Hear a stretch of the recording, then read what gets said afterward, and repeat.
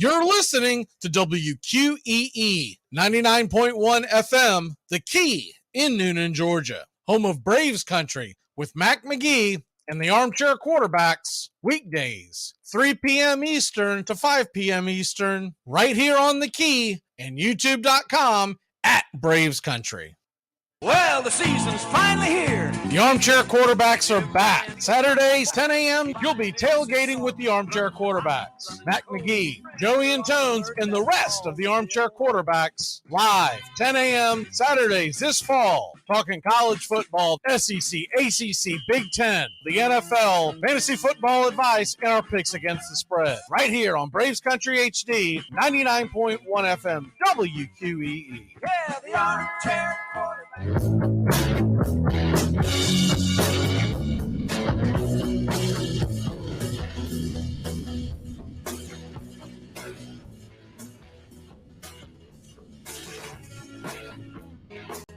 Hello and welcome in as we transition from baseball season into much more football related content here on Braves Country Radio. You'll notice that we'll rebrand the show from time to time. It's still Braves Country, but we refer to these as Armchair Quarterback. That is because we've been doing Armchair Quarterback Radio. This is our 10th season doing Armchair Quarterback Radio. And we have the Armchair Quarterback Kickoff Show every Saturday, which is a lot of fun. And with all the hard work that the guys put in during the year, just decided to give them some breaks here and there. So we'll all be together on Saturdays during the week. It's kind of up in the air when I can get them in. And moving forward, you're going to see a couple of shows a week that'll be dedicated to Braves Country and in the world of Major League Baseball.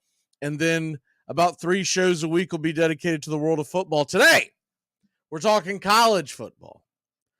And if you're listening on the radio, you don't know what I'm talking about.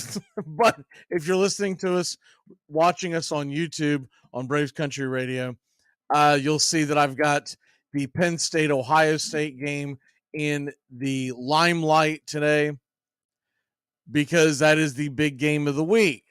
There's a lot of big games this week.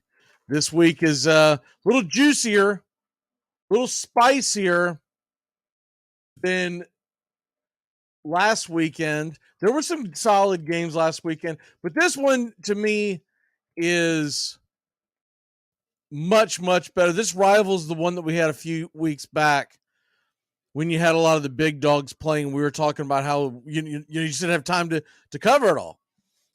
And that was right in the heart of the Braves season. So it was really difficult to get everything in. Well, this week, obviously we don't have the Braves to talk about, although we will continue to cover Major League Baseball. Sure you're catching us for the American League Championship Series. We are carrying that on Braves Country Radio, pitch by pitch, play by play, and then we will carry the entire World Series as well. So if you haven't already liked and subscribed, please do. YouTube.com/@Braves Country. And you're now looking for just Braves Country Radio. If you're searching it, try to make it a little easier across the board for people to find us and to kind of represent what we really are, which is a radio show. We do the play-by-play, pitch-by-pitch. We're going to do some football. But the whole thing takes place in Braves Country because the majority of the guys that are contributors for the show are all down south. Now, we do have a few guys up north, a few out west, but all in all, look, let's be honest, Braves Country is worldwide, but we focus on typically the southern sports. So that's why we decided to go with the American League Championship Series, because it is the Battle of Texas. Decided not to go with Philadelphia, Pennsylvania versus Phoenix, Arizona, even though that was the National League. And typically that's where my heart lies, being a Braves fan my entire life. I just felt like Texas little more interesting. Texas versus the Astros, a little more oomph, and quite frankly, better rosters across the board. So that's why we went with that. But have no fear, if your favorite team is in the NLCS and they win and get to the World Series, we'll cover that as well. All right, let's go ahead and get into the world of college football today. Let's go ahead and dive in to the Armchair Top 10. We'll be doing this every single week. We do this every single week. And it's typically going to be very beginning of the week that we do the Armchair Top 10. We do our Power 5 ratings for the NFL. We might expand that a little bit. We've talked about expanding the power rankings a little bit. 5 just seems a little too small when you talk about how many teams get in the playoffs nowadays. And on Mondays, typically, we're going to be talking Braves baseball, Major League Baseball. We do a live 11 a.m. Eastern, 11 a.m. Eastern to noon show on Braves Country Radio on YouTube, and we'll bring that to you every Monday afternoon right here on WQEE as well. All right, here we go. The Armchair Top 10. We go 10 to 1.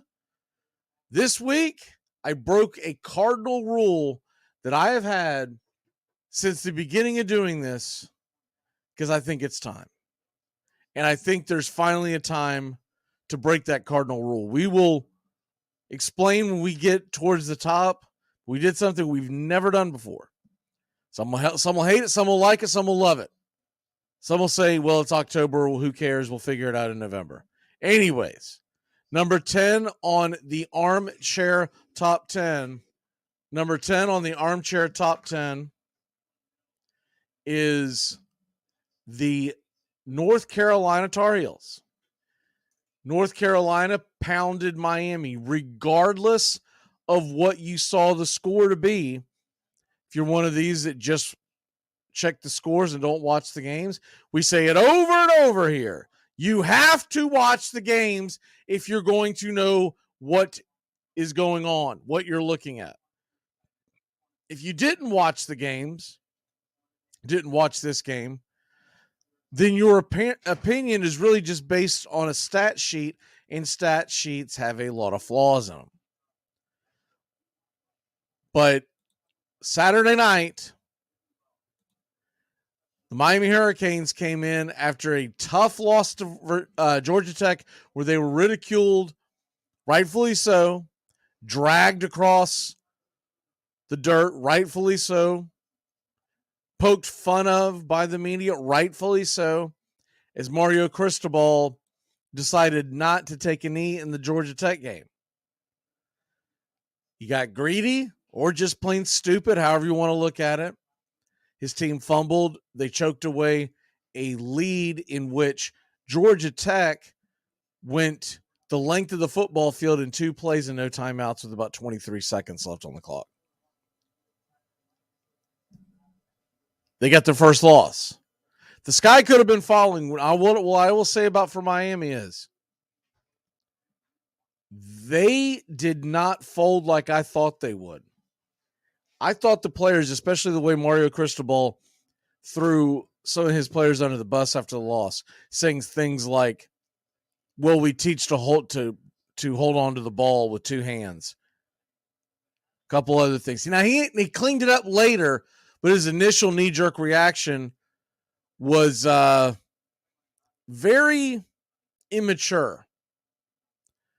For a man that's leading kids, that would make me concerned if I was a parent of one of the kids in that locker room, or a kid thinking he might want to go to Miami.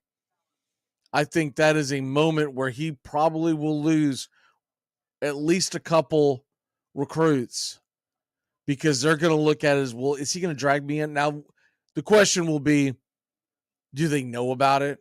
Did someone point it out to them? Did they see it? If they didn't, they might blindly still go to Mario Cristobal and say, I trust you. But I do believe long term they are going to lose at least one or two parents are going to go, I don't want my son playing for this guy. But the positive side of it is this. Miami came out and fought like hell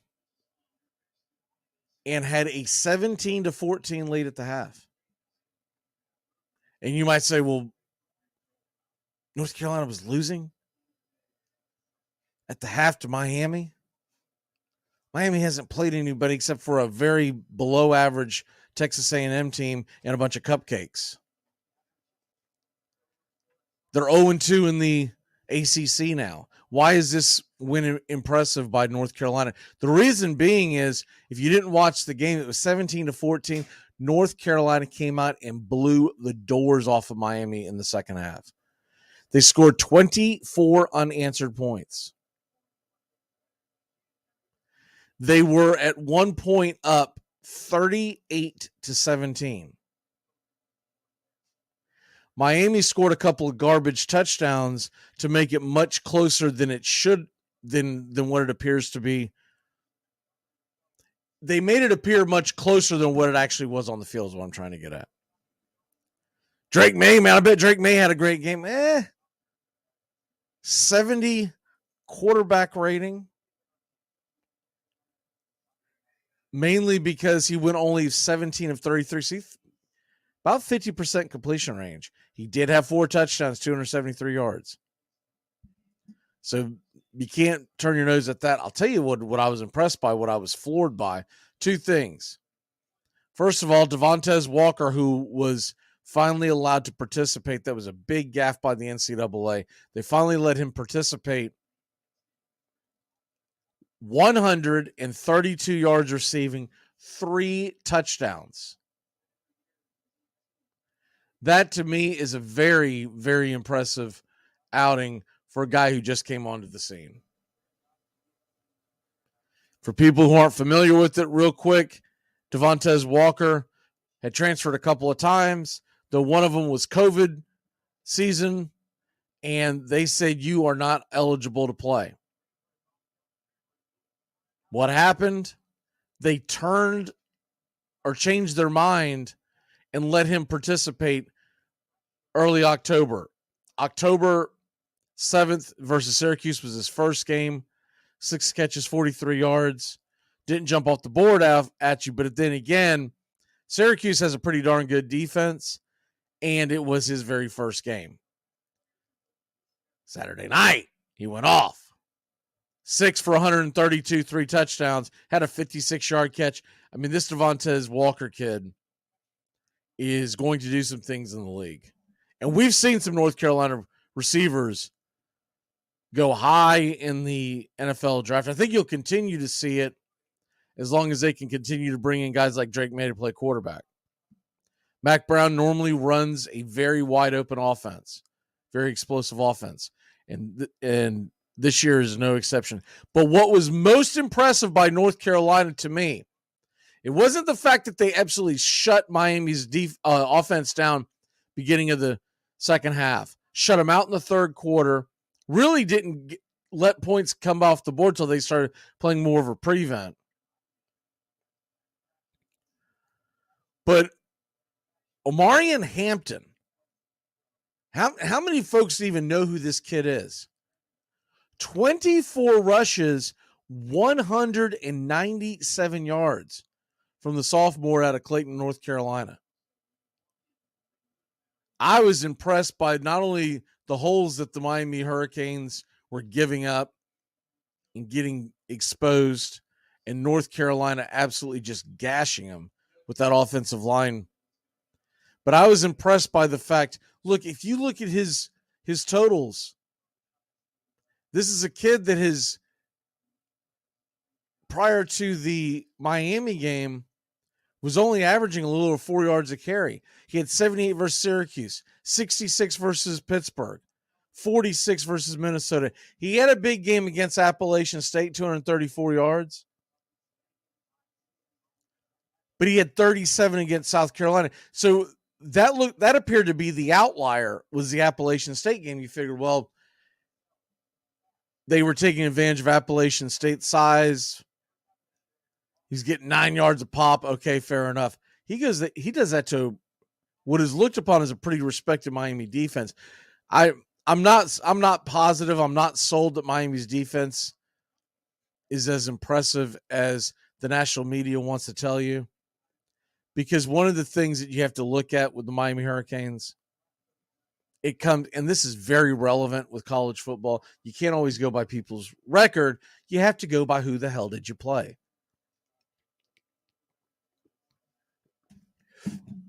And just because a team hasn't played anybody outstanding doesn't mean that they're not a very good football team, or possibly great football team. I'll give you an example. Top of our list up there when you're talking about Georgia and Michigan and teams like Penn State, they've been Cupcake City all year long.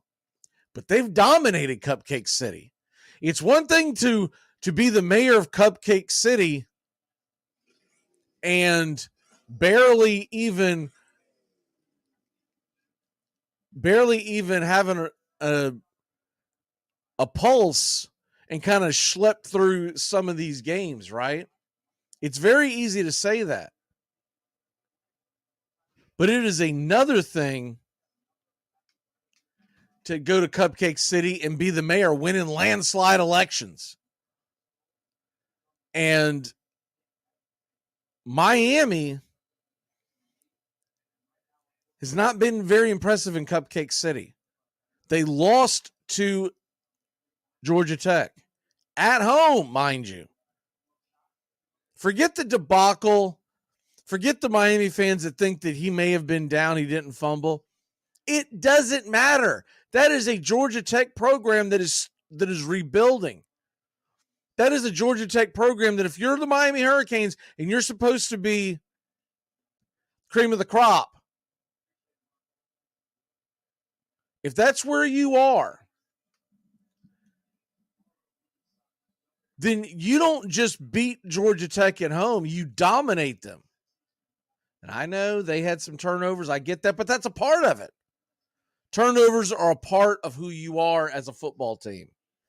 They always have been, they always will be. You can't say, well, if we didn't turn the ball, but you did because that's who you are. It's the attention to detail. It might be just the one kid on the roster that's turning the ball over. It doesn't matter. That's who you are. You can explain the loss, but you can't excuse the loss because of a turnover. So they beat Temple, Bethune-Cookman, Miami of Ohio. They had not gone on the road to face anybody. They'd had one road game against Temple. And that's why I always say be careful of what you think you know in September. You may learn that you didn't know a damn thing by the end of October. And by November, you may have prejudged both months incorrectly. Miami is getting in the teeth of their schedule. They have a tough home game, mind you. They're at home again. I mean, they played nobody on the road this year except for North Carolina, and they have to go to Florida State. But they get Clemson at home. No matter what happens in that game, they're going to have a chance to get right as they host Virginia the next week. Then they're going to go to NC State. NC State got bowled over this week, but I don't know if that's necessarily a layup for Miami. And it's a dangerous spot as well because they're going to play at NC State, at Florida State on November 11th, and then come home against Louisville. Miami very well could end up where I thought they would be all along at the beginning of the year when I made my preseason predictions on Miami. I said somewhere around 7-5. It would be extremely disappointing to the fan base if they went 6-6. It would be honestly playing above what I think they are right now if they go 8-4. They've got 2 losses. They still have Clemson road games against NC State, Florida State, and then they have a home game against Louisville, and then they go to Boston College last game of the season, which is kind of turned into their rivalry weekend game. That's not a layup either, because Boston College is getting progressively better, but it's not just that. They tend to play that Miami game, especially when it's in Chestnut Hill. They tend to play that game very close. So you could definitely see a path to where Miami loses 3, possibly even 4 of their last 6 games. And if Miami is sitting there at 6-6, although I do think they find a way to get to 7-5. 8-4 would be outstanding. If their only losses they have left is Florida State and either to Clemson or Louisville, but you win the rest of your games, that is an improvement over last year. But Cristobal could be on the chopping block if they go 6-6, or God forbid, worse.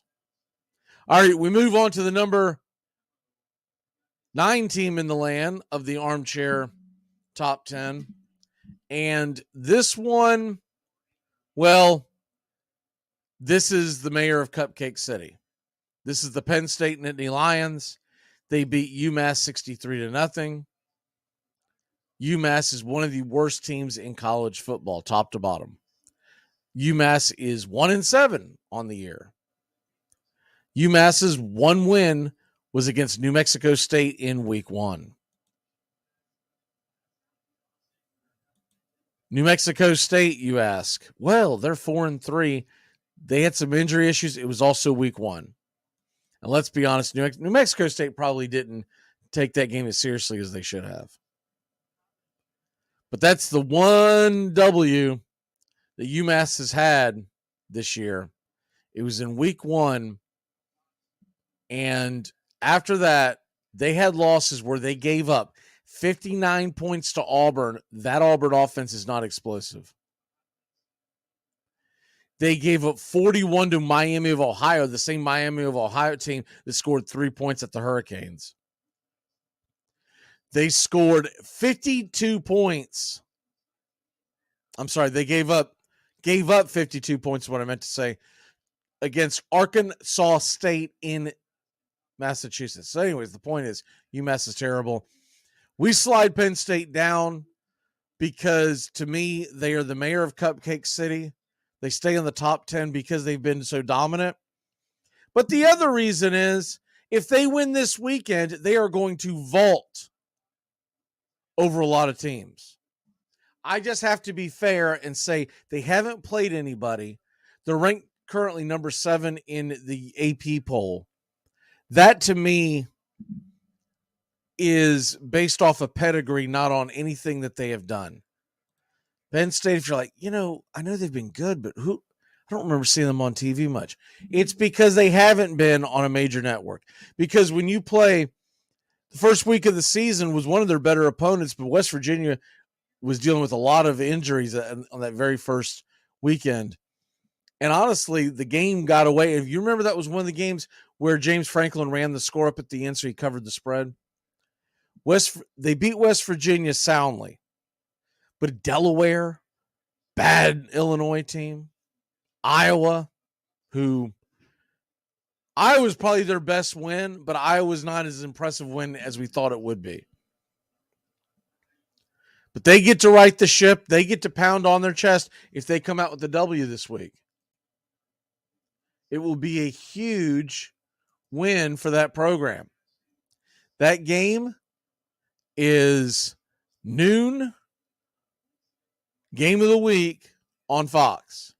I hate that they're doing it that early. I really do.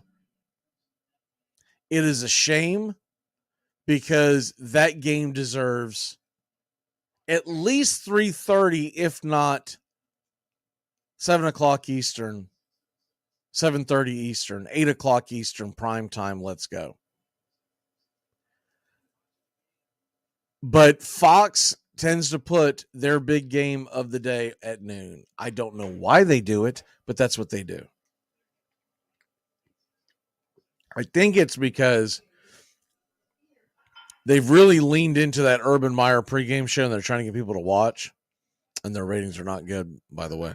But they're also trying to be the leapfrog, trying to get on everybody early, hoping that if you watch the Ohio State-Penn State game at noon, you will stick around for the rest of their programming the rest of the day. That doesn't happen. That is old philosophy from television executives that are well past their prime. Whoever is teaching that in the sports department at Fox does not understand. Most fans nowadays will find the game they want to find. Most fans nowadays have multiple streaming devices on at once. Now, I take it to the next level. Don't get me wrong. I normally have 5 to 6 games going at once, and sometimes even more than that. Now that they have the multi-view channels, but I try to keep it a little simpler because you can realistically only watch 2 games at once. You can keep an eye on a third and a fourth, and you can have the 5th and the 6th in the background.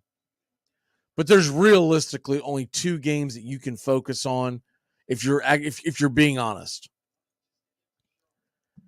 But the Ohio State-Penn State game, that game is going to decide a lot of things, and it is round 1 of a round robin, as I am referring to it, the Big Ten round robin. Penn State goes to Ohio State this Saturday. Then November 11th, they host Michigan. And then Michigan and Ohio State will be squaring off November 25th in the Big House, Ohio State, Michigan. So this is the first of the round robin. If Penn State wins this game, they've got a foot in the door. Now, what would be a nightmare for the committee trying to pick who they want to go to the playoffs? What if you get a scenario where they all win 1? However you want to split it up. We'll just take this for instance. Because they're home, Ohio State beats Penn State. But Penn State finds a way to beat Michigan because they're the home team. And then Michigan beats Ohio State because they're the home team. If the home teams hold serve, that is when. First of all, the Big Ten's really going to be kicking themselves in the rear for not getting rid of divisions. Getting rid of divisions, really, I used to be on the fence about it. To me, it's phenomenal. Unless you're going to guarantee me that each year you're going to put the best teams and split them up, right? To make sure that you've got, and you're going to look at their schedules and say, all right, well, you're going to play over here this year. Going without divisions is the best way. It's going to get trickier as these super conferences get much bigger. It's going to get a lot trickier. Because if you start ending up with, we'll say 20 team conferences, that's about as big as you can get. If you get much bigger than 20, it's going to be an absolute dumpster fire. You'd almost have to have semifinals going into your finals. If you end up with a 24 team conference, you would almost have to have divisions of 4 and have a representative of each division coming out. Or you do away with the divisions conference and you just say the top 4 are going to have semifinals. If you get as high as 24, there's going to come a time where you're probably going to get semifinals. Because now that the playoffs are expanded, you don't care if you take that extra lump because it's not going to hurt your resume. It's actually going to help your resume when you look at things like the RPI and whatnot. All right, going back into the top 10, we put Penn State there at number 9, and it's because they haven't played anybody yet. But if they beat Ohio State, they are going to make a leap forward. But I go off of my armchair top 10 is always based on what have we seen so far? What have you done? Not what do we think you're going to do. I'm not voting in. Okay, I'll give you an example. I'm not putting Oregon above Washington because we think that in a rematch in the Pac-12 championship on a neutral field, Oregon might get that win. That's nonsense. So we don't go by what could happen. We go off of what has happened. Number 8 team in the land, Texas Longhorns. Texas Longhorns are at Houston this week. Not a terribly difficult game, but it is an in-state matchup, and it'll be interesting to see how they bounce back after the tough loss in the bye week versus Texas. I think Texas will be, against Oklahoma, I think Texas will be fine, but they sit at number 8. Number 7 in the land is going to be the Oklahoma Sooners, who beat Texas. Oklahoma, a little less impressive of a resume. They've had the one challenge against Texas, but with that being said, they beat them. And because Texas has the Alabama win on their resume, these two teams meet up again for the title game, and these two teams end up splitting the season series. You got to give the nod to Texas because they will have beaten Oklahoma and Alabama. And I know an Oklahoma fan will say, wait a minute, that's ridiculous. We beat them too. First of all, it's always going to come down to what have you done for me lately. But also, you look at the rest of Oklahoma's schedule, you have very small room for error, Oklahoma. You have been if you haven't been the mayor of Cupcake City, you're definitely at least a city council president. I mean, Arkansas State, SMU, Tulsa, these are your wins. Cincinnati, Iowa State. And they don't have a tough road to be able to prove, okay, here we go, because it's not all their fault. This is a down year for TCU. West Virginia is not what you usually think of West Virginia to be. Oklahoma State is a little down this year. Kansas started off hot. They don't have another big matchup.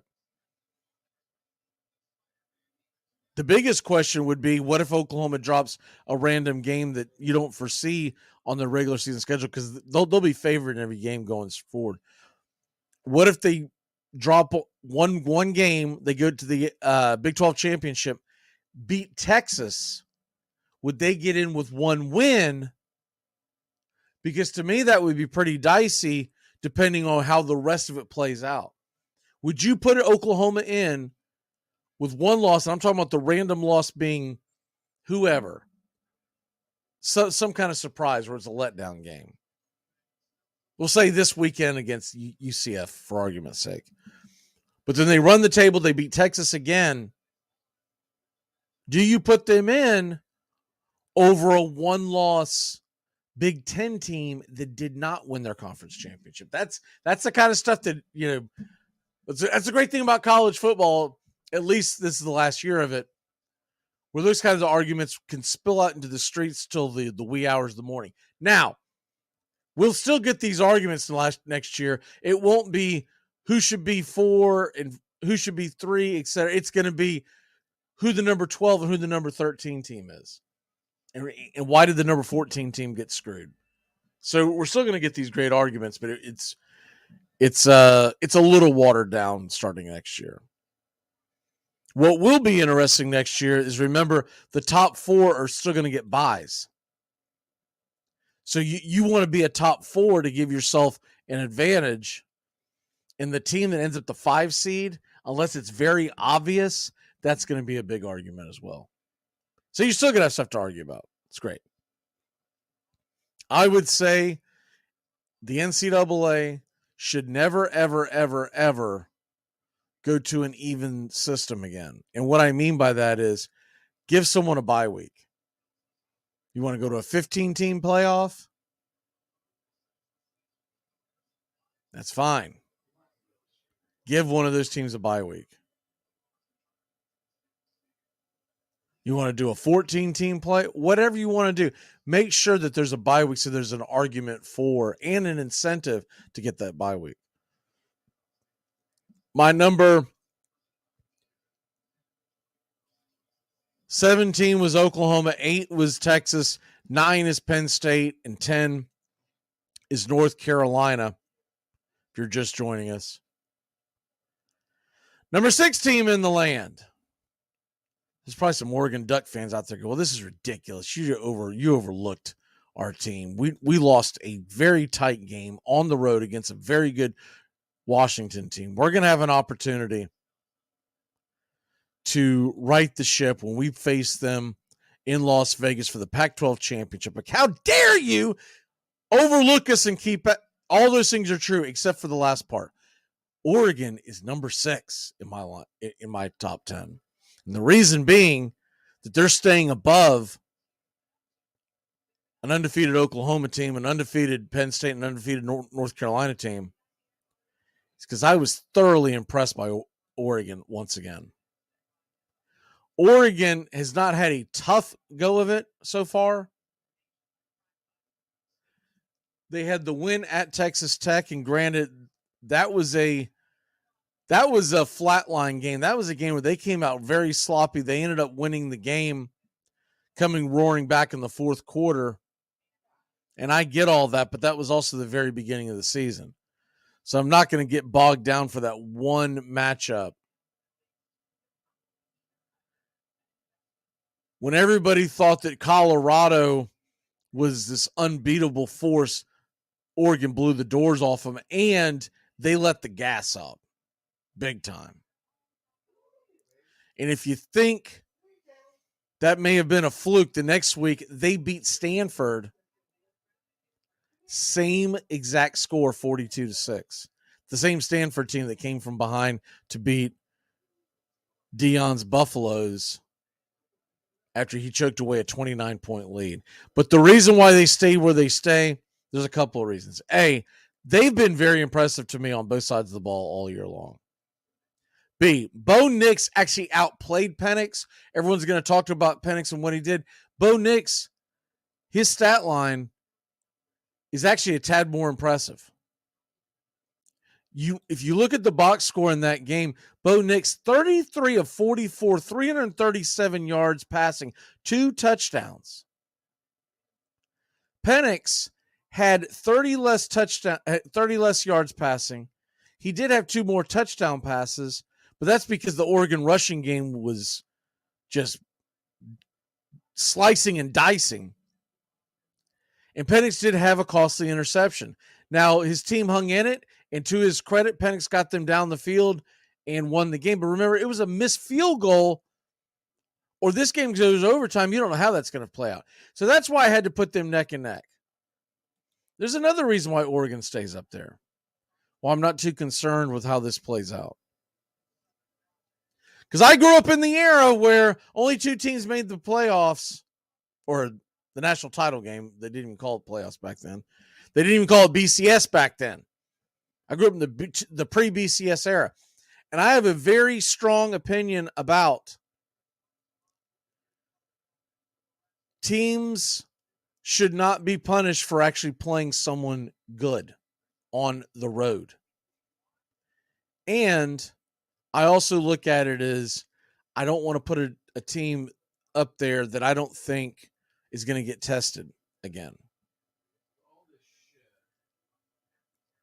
If Oregon is not as good as I think they are, We're going to find out very quickly. They host Washington State. That's a good Washington State team. I don't care what happened last weekend. Washington State's a solid team. They go to number 14 Utah the week after. They host USC November 11th. And they will play a number 12 Oregon State team November 24th. And then whoever is left, assuming Washington, they would face Washington in the Pac-12 championship if they ran the table. If they don't, if they start getting chopped off, then you know what? It didn't really matter. But right now, Oregon's got to be my number 6 team. My number 5 team. Oh, well, they're number 6, and that means that Washington's number 5. Right? Nope. I got the Ohio State Buckeyes. Why Ohio State at number 5 and not, I think they're number 3 in the Big Ten poll? Why is that? I'll tell you why. Ohio State, once again, one of the mayors of Cupcake City. And so Ohio State, I'm not going to take away from the fact, because not every team's going to play a gauntlet every week. It is funny when you hear some fans, you will hear, for instance, you will hear a Penn State fan. We have one on the show that we love dearly, but he trashed the Georgia schedule. Well, look at the Penn State schedule. It's always about the eye of the beholder. I'll tell you what a lot of it has to do with. And I know this to be a fact because, hell, I used to be a victim of it. You are more likely to call another team's schedule soft because you have the angst that team is so good and you don't see a path for them to get a couple of losses. That's where it comes from. But Ohio State, if you look at their schedule, they beat Notre Dame at Notre Dame, and that's why they're in my top 5. Notre Dame is a solid football team. I said this last week. I'll continue to say Notre Dame is a very good football team. They can beat anybody on any given Saturday, and they have nothing to be ashamed of. Notre Dame is a solid football team. They beat down Southern Cal, and no, Southern Cal's not in my top 10. But here's the other thing. Outside of that, they have played 0 competition. Indiana, Youngstown State, Maryland, Purdue. But we're finally going to get a couple of decent, albeit the Penn State matchup this weekend is obviously the big one. They go to Wisconsin. That's never an easy place to win. They're going to be at Rutgers, host Michigan State, host Minnesota. They should cruise through those. The Rutgers ones could be a little trickier than the others just because they're going to be coming off of back-to-back physical ball games. And then they're going to go to Michigan. We'll find out about Ohio State. And if they continue to win, Ohio State's going to vault to the very top. But right now I got them at number 5. They beat Penn State this weekend. They most likely are going to leapfrog 1 or 2 teams. We'll see how that plays out in the rest of the landscape of college football. Washington is my number 4 team. Washington's been impressive. They held on. It was dicey, but they got the win. Can't take that away from them. Not going to take that away from them. Washington got the win. And Washington,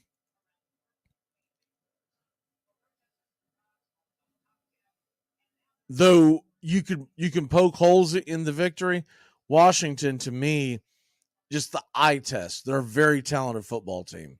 And I think they could play with just about anybody in the country. But people are going to start talking about Penix having this great game. It's not the fact that he was only 22 of 37. Yeah, they had some big plays. But, man, that's a lot of inaccuracy.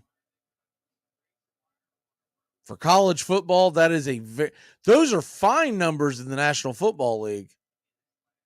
College football, you like to see more of like the Bo Nix 33 or 44. So could that come back and bite Washington?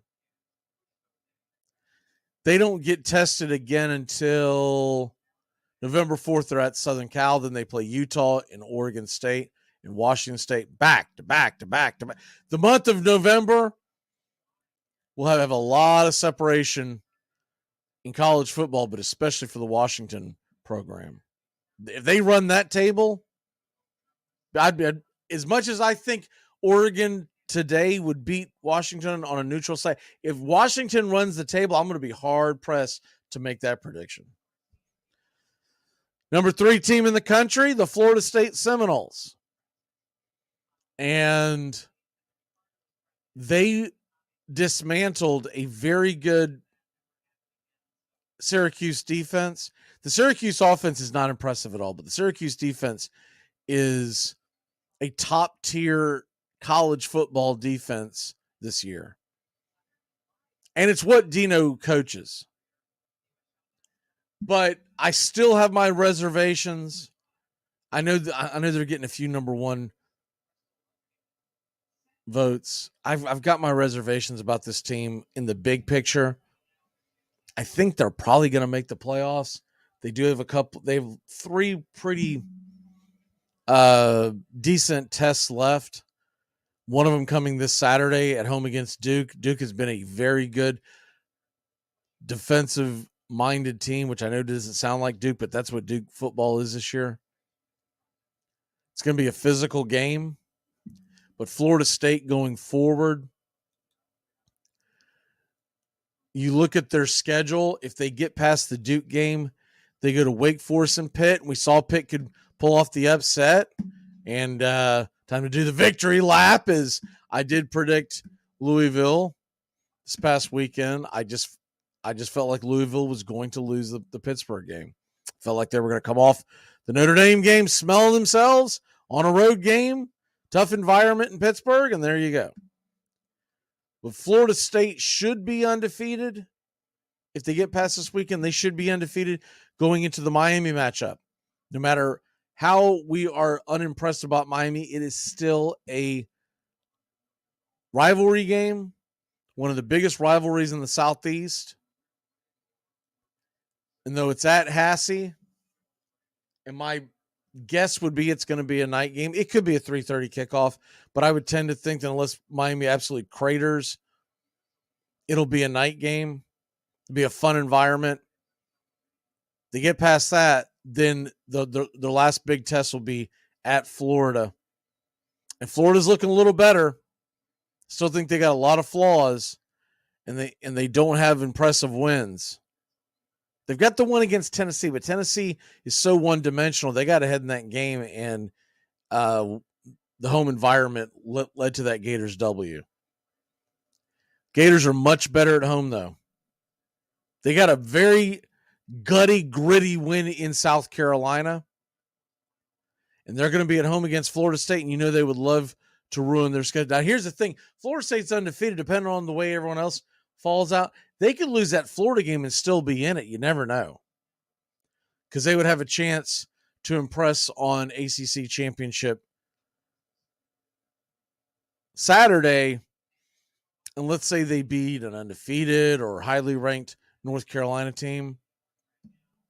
Then you might have an argument there that a one-loss Florida. I never thought it would happen like this. But you could have an argument for a one-loss Florida State team going into the playoffs if their one loss is to a road SEC loss. Florida State fans will be very disappointed if they lose that Florida game, because if you look at their rosters, Florida State's got the better team. It's a tough environment. You never know. We also don't know when that game is going to kick off. I would assume it's a night game. It'll either be a night game or it'll be noon. It depends on whether or not Florida is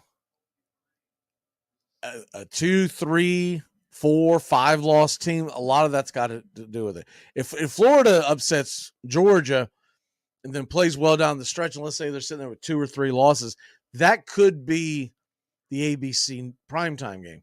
But if Florida falls off, you get it at because one thing they won't do, or rarely ever do, they won't move the Iron Bowl from 3:30 on CBS. And with it being in Gainesville, CBS has first rights on the Florida State-Florida game. Much better chance of it being a night game when those games are in Tallahassee, because ABC has the rights and ABC can make it their Saturday night game. And by the way, I loved what they did last year, and I'm really disappointed they're not making this a yearly thing. Maybe they're only going to do it for the Friday games when it's in Hassey, but that was incredible. That was incredible theater. And it's disappointing that they didn't do it in Gainesville, but maybe there's a way for them to work that out. I've said this for years, and I was so happy they finally did it. That game needed to have its own stage, and they needed to quit being overshadowed by, because normally Florida and Florida State play a cupcake the week before, or they just take the week off. And they need their own stage because it gets overshadowed by noon Eastern. Rivalry weekend is what? I don't even have to ask you. You know it. You already know it. It's Ohio State, Michigan, or the game as they call it. Then 3:30 always tends to be the Iron Bowl. Now, Auburn has had some bad years, and sometimes you end up with that game being an ESPN night game, but typically that's the game. If you take it to a Friday night, I mean, I've actually been in favor of a Friday afternoon 3:30. But since the NFL is starting to do the little Black Friday game, I say just keep it a Friday night. That's a lot of fun. And then everyone can get hyped up for it. And actually, big picture, Friday night probably works better anyways, because families travel all over the place on Thanksgiving Day, gives them a chance to get to either Hassey or Gainesville for the Friday night game. And it just added to it. That was an incredible stage last year, excuse me. And it was an incredible game, which helped it. But Florida State's the number 3 team in the country, and that comes down to who's number 2? Who's number 1? Who is it? Well, this is where I'm going to get some pushback. For the first time that I can remember, I am breaking my cardinal rule. It's at least the first time in the recent history of Armchair Quarterback Radio. My rule has always been, if you are the defending national champion, and God forbid you're the 2-time defending national champion, and you're undefeated, I am going to keep you at number 1 until you beat the man, you are the man. That changed, started to shift a little bit last few weeks. The struggling win at Auburn. That kind of put your antennas up. The have to come from behind win against South Carolina in your own home stadium. That was the first one. The struggling win to Auburn. They were very impressive. I thought Georgia was extremely impressive against Kentucky. But Kentucky's very one-dimensional, as we're learning and seeing. They're a fraud. They beat a Florida team. They couldn't stop that one dimension. And everybody was ready to put Kentucky into the dark horse race for the SEC championship game. Since that fateful day in Lexington,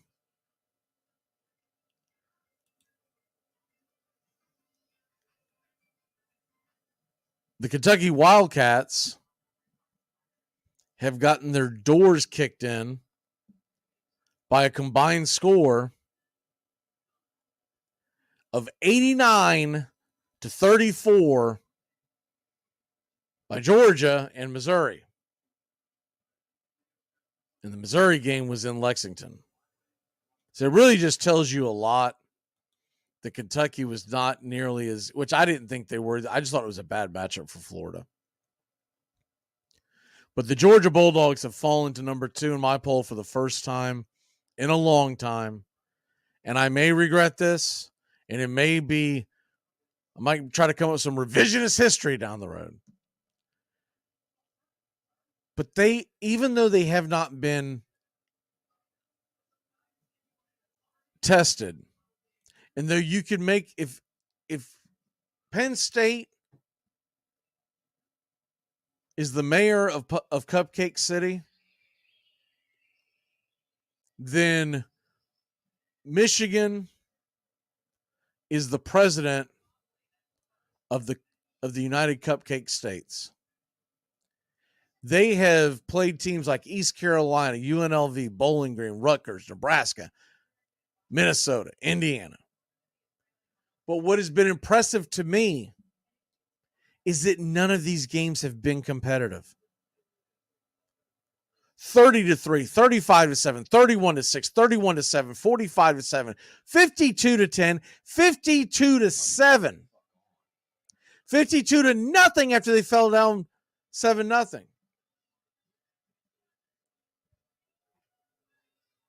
And to me, until I see a competitive game where you're like, okay, they're vulnerable, and maybe that comes this weekend at Michigan State. A rivalry game pushed into the corner? I don't think it does, though. I really don't. I think what you most likely have is Michigan rolling into Happy Valley November 11th with an undefeated team. And we'll get that showdown. It could be undefeated Michigan versus undefeated Michigan, Penn State, excuse me. Or it could be a one-loss Penn State team. But what if that one loss is a really close loss? You'll be less impressed if Ohio State just pounds Penn State this, but I don't think that's going to happen. I think we're going to get a good game. So the Michigan Wolverines are the number 1 team in the land in the Armchair Top 10. I know that's not going to be popular, but it is what it is, and your record is what it says you are. And though I do believe that you can't always look at everybody's record, you can look at their resume. And never go off of just your record. I go off your resume. Who have you played? What have you looked like when you've played them? And as long as you have tests coming up, I'm not going to totally dismiss you. If I know you're going to be tested, then I'm not going to treat you like most of us treated Oklahoma and Nebraska back in the Big 8 days, when the only 2 teams worth a hoot in that entire conference was Oklahoma and Nebraska. The rest of it was blowout city. And you wouldn't even look at the scores. I can remember growing up and seeing Oklahoma beats whoever. You name the Big 8 team. 72-0. And my dad would look at him and go, yeah, but who the hell have they played? And then they would get into a bowl game, and sometimes they would come through, sometimes they wouldn't. But regardless, what would always drove us nuts as Southern college football fans is it's easy to get up for one game. Can you get up for multiple games in a season? Because it's easy to get up for one game. It's difficult to get up week after week after week after week. My dirty dozen here, because I do give you a dirty dozen every week. The 3 teams on the outside looking in, they can make their case. Duke, Alabama, and the Tennessee Volunteers. Tennessee and Alabama are facing off this week. We're going to talk about it later in the week of what to watch, but that's one of my what to watches. We've also got upset alerts on the way. You name it.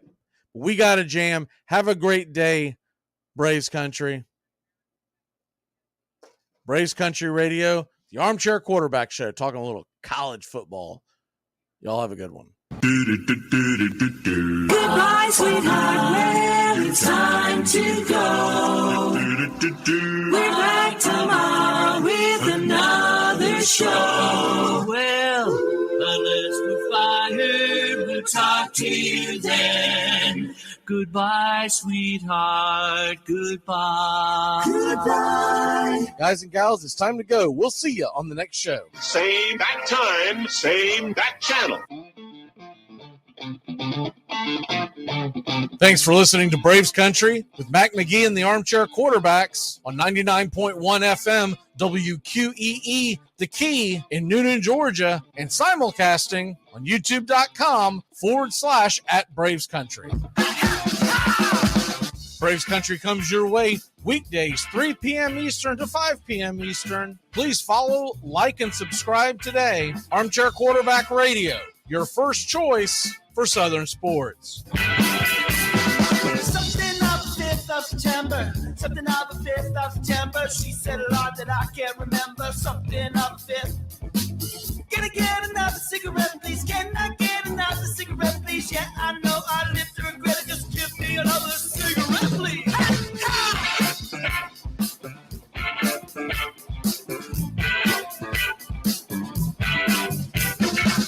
Can I get another cigarette, please? You're listening to WQEE 99.1 FM, The Key in Noonan, Georgia. After these messages, we'll be right back. Armchair. Well, the season's finally here. The Armchair Quarterbacks are back. Saturdays, 10 a.m., you'll be tailgating with the Armchair Quarterbacks. Mac McGee, Joey and Tones, and the rest of the Armchair Quarterbacks live, 10 a.m. Saturdays this fall. Talking college football, SEC, ACC, Big Ten, the NFL, fantasy football advice, and our picks against the spread. Right here on Braves Country HD, 99.1 FM, WQEE. Yeah, the Armchair Quarterback.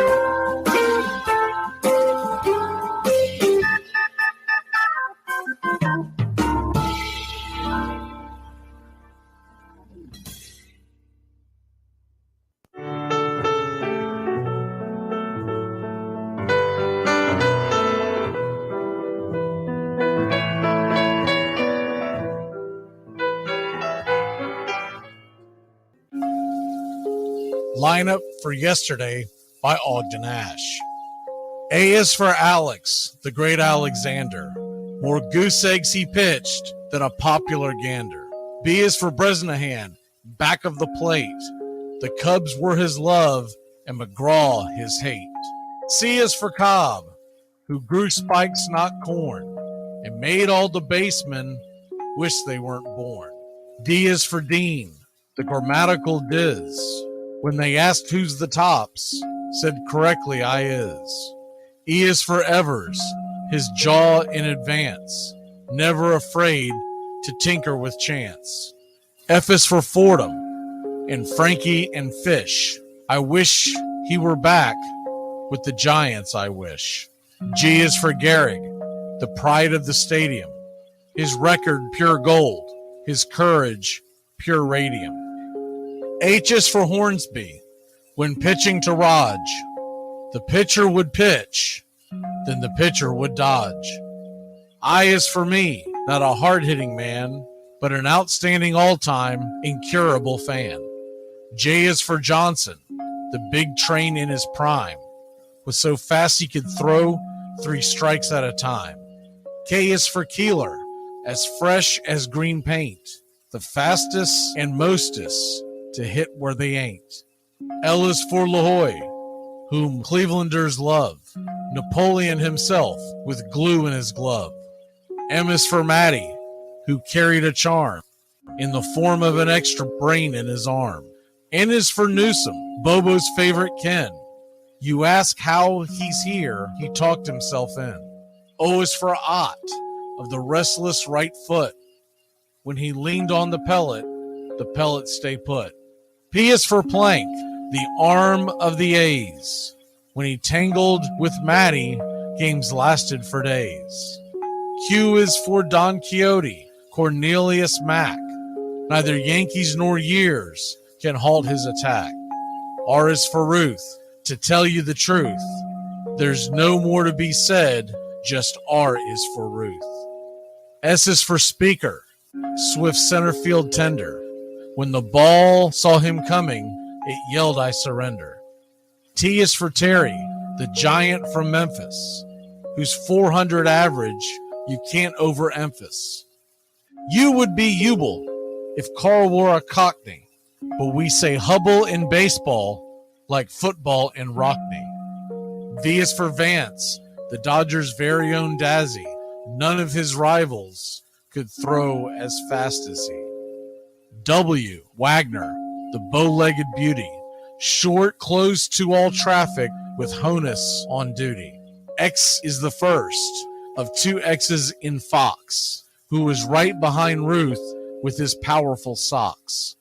Y is for Young, the magnificent sigh. People battled against him, but I never knew why. Z is for Zenith, the summit of fame. These men are up there. These men are the game.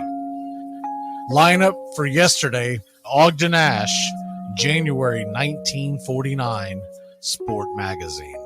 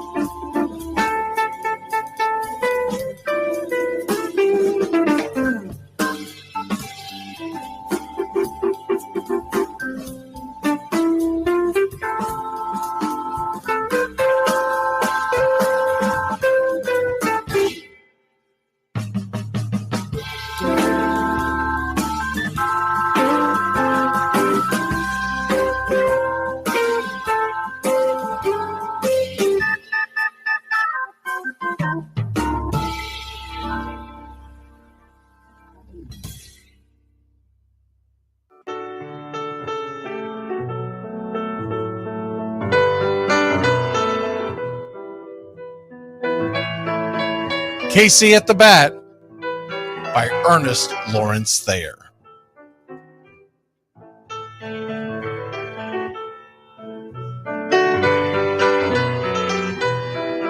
The outlook wasn't brilliant for the Mudville Nine that day. The score stood 4-2, but with one inning more to play. And when Cooney died at first and Barrows did the same, a pall-like silence fell upon the patrons of the game. A straggling few got up to go in deep despair. The rest clung to the hope which springs eternal in the human breast. They thought, if only Casey could but get a whack at that, we'd put up even money now with Casey at the bat. But Flynn preceded Casey, as did Jimmy Blake, and the former was a hoodoo, while the latter was a cake. So upon that stricken multitude, grim, melancholy sat, for there seemed but little chance of Casey getting to the bat. But Flynn let drive a single, to the wonderment of all, and Blake, the much despised, tore the cover off the ball. And when the dust had lifted and men saw what had occurred, there was Jimmy safe at second and Flynn a hugging third. Then from 5,000 throats and more rose a lusty yell. It rumbled through the valley, it rattled in the dell. It pounded on the mountain and recoiled upon the flat, for Casey, mighty Casey, was advancing to the bat. There was ease in Casey's manner as he stepped into his place. There was pride in Casey's bearing, and a smile lit Casey's face.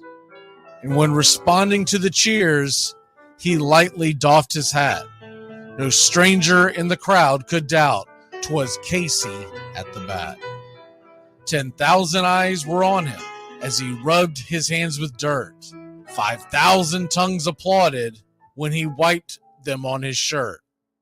Then while the writhing pitcher ground the ball into his hip, defiance flashed in Casey's eye, a sneer cooled Casey's lip. And now the leather-covered sphere came hurtling through the air, and Casey stood a-watching it in a haughty grandeur there. Closed by the sturdy batsman, the ball unheeded sped. That ain't my style, said Casey. Strike one, the umpire said. From the benches black with people, there went up a muffled roar, like the beating of a storm waves on a stern and distant shore. Kill him! Kill the umpire! Shouted someone on the stand, and it's likely they'd have killed him had not Casey raised his hand. With a smile of Christian charity, great Casey's visage shone. He stilled the rising tumult. He bade the game go on. He signaled to the pitcher, and once more the dun sphere flew. But Casey ignored it, and the umpire said, "Strike two." "Fraud!" cried the maddened thousands, and echoed answered, "Fraud!"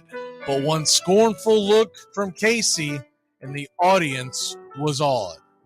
They saw his face grow stern and cold. They saw his muscles strain, and they knew that Casey wouldn't let that ball go by again. The sneer is from Casey's lip. His teeth are clenched in hate. He pounds with cruel violence, his bat upon the plate.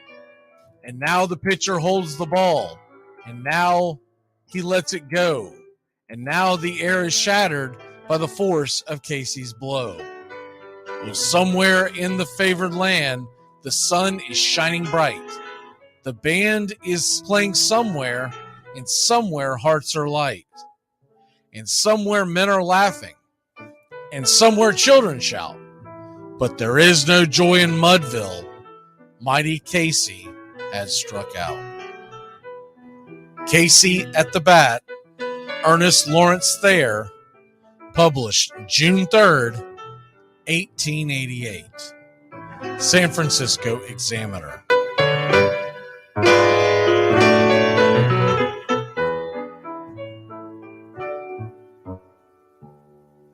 Well, the season's finally here. The Armchair Quarterbacks are back. Saturdays, 10 a.m., you'll be tailgating with the Armchair Quarterbacks. Mac McGee, Joey and Tones, and the rest of the Armchair Quarterbacks live, 10 a.m., Saturdays this fall. Talking college football, SEC, ACC, Big Ten, the NFL, fantasy football advice, and our picks against the spread. Right here on Braves Country HD, 99.1 FM, WQEE. Yeah, the Armchair Quarterback.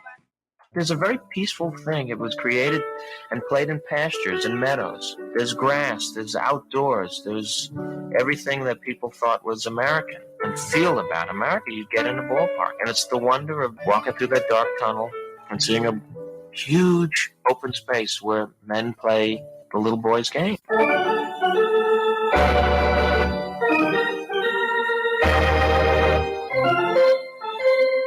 Touch them all, Joe. You'll never hit a bigger home run in your life. A room in right center. If he hits one there, we can dance in the streets. The 2-1. Swung line drive left field. One run is in. Here comes Green. He's the throw to the plate. He is. High fly ball into right field. She is gone. Oh, say can you see by the dawn's early light what so proudly we hailed at the twilight's last gleaming, whose what stripes and bright stars through the perilous fight. O'er the ramparts we once were so gallantly streaming, and the rocket's red bellows bursting in air gave proof through the night that our flag was still there. Oh, say does that star-spangled banner yet wave?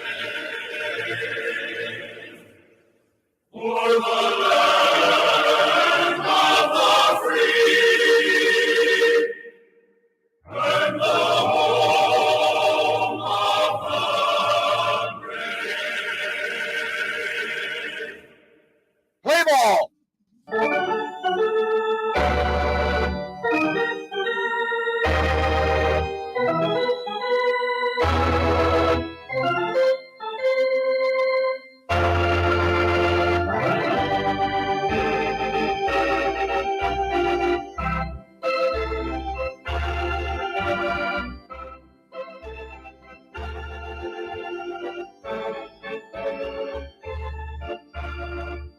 Good evening, y'all, and welcome into the American League Championship Series.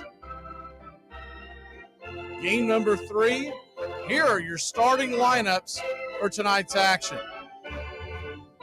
Leading off for the visiting Houston Astros, it's Jose Altuve playing second base. He had 17 home runs, 51 RBI, batting .311. Michael Brantley in left field had 2 home runs, 7 RBI, and batted .278. Alex Bregman batting third, playing third, 25 homers, 98 RBI. Yordan Alvarez, the designated hitter, 31 home runs, 97 RBI. Abreu playing first, 18 homers, 90 RBI. Kyle Tucker, 29 home runs, 112 RBI. Dubon is playing center field and batting seventh with 10 homers, 46 RBI. Pena is at short with 10 homers, 52 RBI. And Maldonado is behind the plate with 15 home runs and 36 RBI. On the mound for the Houston Astros, it's Christian Javier. He'll be going head-to-head with Max Scherzer, who's looking for his first playoff win since 2019 when his Nationals won the World Series. Coming to bat for the Rangers in the bottom of the first inning, the home team will have Marcus Semien leading off, playing second base, 29 home runs, 100 RBI. Corey Seager batting second, playing short, 33 home runs, 96 RBI. Evan Carter is in left field with 5 home runs, 12 RBI. Adolis Garcia is in right field with 39 home runs, 107 RBI.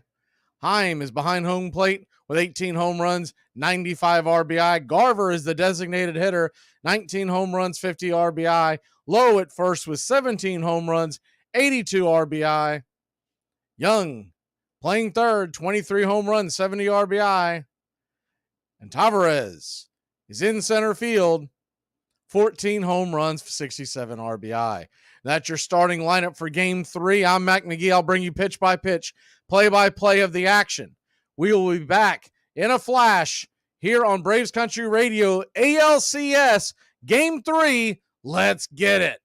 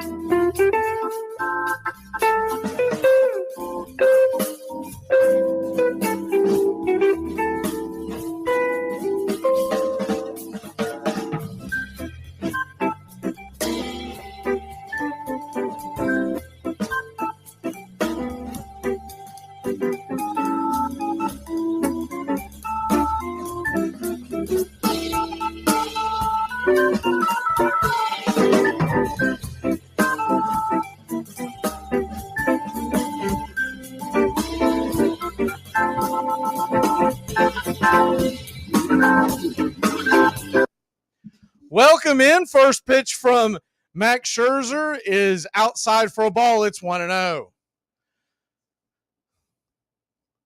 The 1-0 pitch from Scherzer to Altuve swung on, lifted high and deep into center field, going back on the track at the wall, literally touching the wall is center fielder Tavares. He'll make the catch, and there is one away. A deep fly ball. Hope y'all are having a great night. Get ready for what should be a very entertaining game. It's been a good couple of games so far. Both of them have gone the Rangers' way, but you know how baseball is. It has a funny way of evening things out. That'll bring Michael Brantley to the plate. Brantley, righty-lefty matchup. First pitch on the way is a fastball right inside for a strike. It's 0-1. I'll get the scoreboard straightened up for you here in a second. The 0-1 from Scherzer. Rocks and deals, kicks, and right there at the knees on the outer edge. Called for a strike. It's 0-2. Just getting going here in game number 3 of the American League Championship Series. Welcome in. The 0-2 pitch on the way. Swing and a miss, strike 3. Max Scherzer dealing, throwing that curveball down and in, and there's 2 away. Good to see everybody in the chat. We'll do roll call here in a second. Kind of got thrown off of my typical schedule, so I do apologize. It's kind of, we'll get back to it and get caught up here in a second. So that'll bring Bregman to the plate. Righty-righty matchup. The first pitch on the way to Bregman is a swing and a miss, strike on the outer edge. Fastball, it's 0-1. Astros nothing, Rangers nothing. I do apologize if any time in this postseason going forward I accidentally say the Braves. It's habit. The 0-1 pitch is high and inside. It's 1-1. So you got a 1-1 count. Scherzer coming set, kicks and deals. Swing, and that ball's lifted high and deep into right field, going back on the track, almost colliding, but Tavares makes the catch, and Garcia backs off. That'll end the inning. 3 up, 3 down, though 2 long fly balls. We'll be back in a flash here. ALCS game number 3. Hey, what's happening, Norm? It's a dog-eat-dog world, Sammy, and I'm wearing milk-bone underwear. What's shaking, Mr. Peterson? What is it? What are you up to, Norm? My ideal weight if I were 11 feet tall. What's shaking, Norm? All 4 cheeks and a couple of chins, Coach. Hey, Norm, how's the world been treating you? Like a baby treats a diaper. Is The armchair quarterback, he's full of beer and he's full of snacks. The all-American man with a cool one in his hand. Yeah, the armchair quarterback, he's kind of fun and he's kind of bad. The all-American.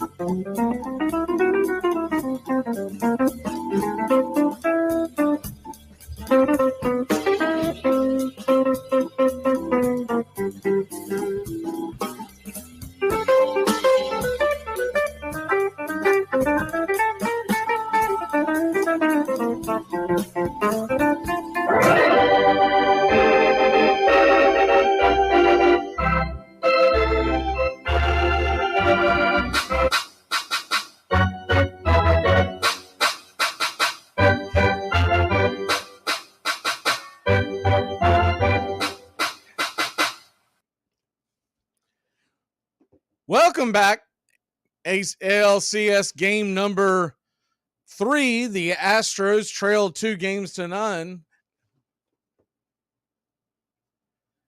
Christian Javier is your pitcher.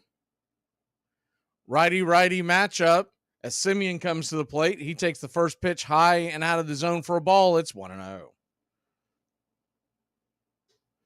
Christian Javier trying to get the Astros back in this series. All 3 games, the next 3 games are here in Texas, in Arlington. The 1-0 pitch off the plate wide for a ball, 2-0. James Hoy is your home plate umpire, and I can tell you from experience with him, he normally calls a pretty solid game, but usually a fairly tight strike zone. He won't give you much. The 2-0 pitch from Javier. Swing, and that ball's lifted high, popped up. Can of corn just past the second base dirt. Altuve will stretch the glove up and get it, and there's one away.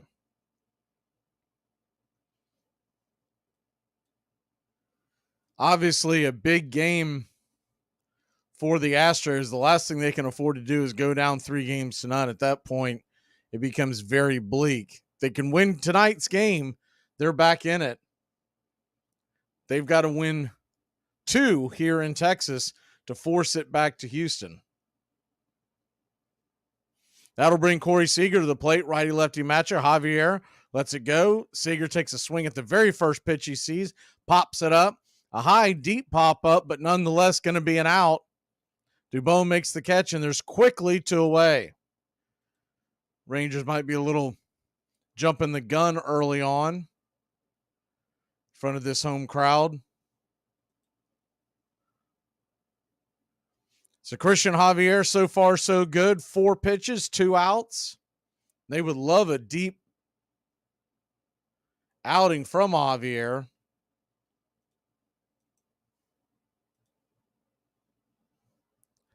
Righty-lefty matchup. Pitch on the way to the rookie Evan Carter. It's a swing and a miss. Strike up top. It's 0-1. Evan Carter batting .350 in this postseason. A 1236 OPS. The 0-1 pitch. 94 up top, misses high. It's 1-1. Really came out of nowhere towards the end of the season. And man, has he been a welcome addition to this lineup. typically only plays during or starts when the righty's on the hill.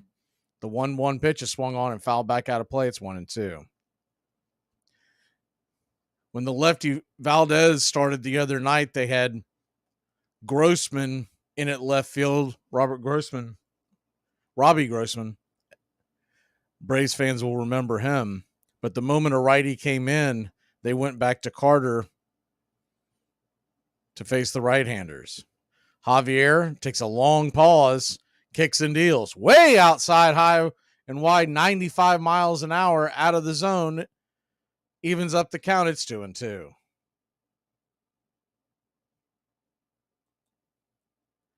Rangers nothing, Astros nothing. Bottom of the first inning. We're just getting going here. The 2-2 pitch.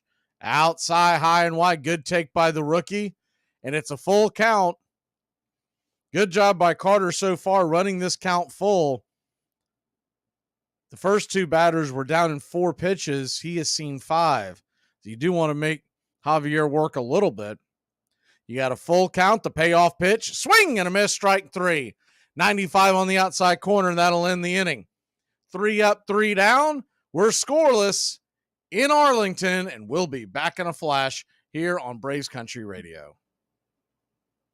1744. The ball once struck off, away flies the boy to the next destined post, and then home with joy.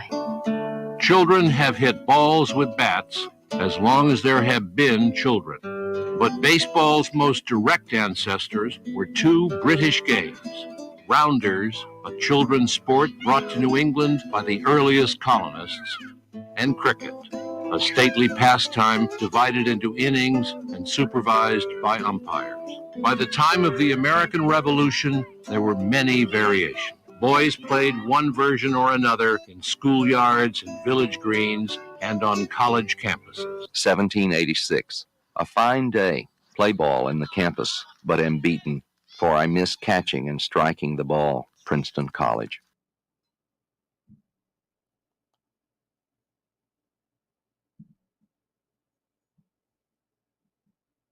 I only drink alcohol on days that start with a T, so that's Tuesday, Thursday, today, tomorrow, Saturday, and Sunday.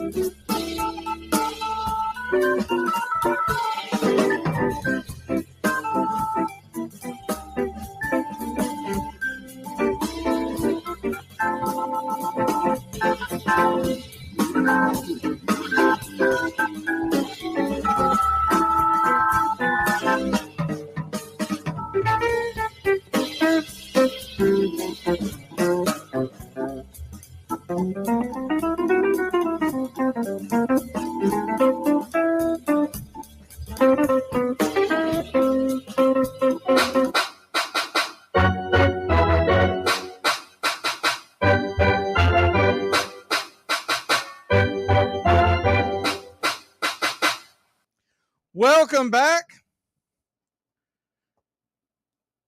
We start the beginning of the top of the second inning. The first pitch on the way from Max Scherzer to Yordan Alvarez, the most dangerous man at the plate in the postseason, is down low for a ball. It's 1-0. The 1-0 to Alvarez, swung on, rifled, foul, back out of play.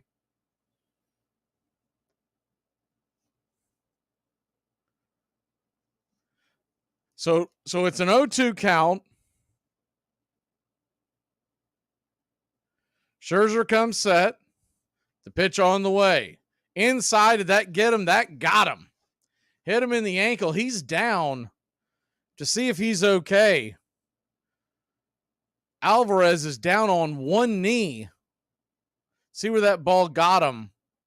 Came in, hit him on the instep of the left foot.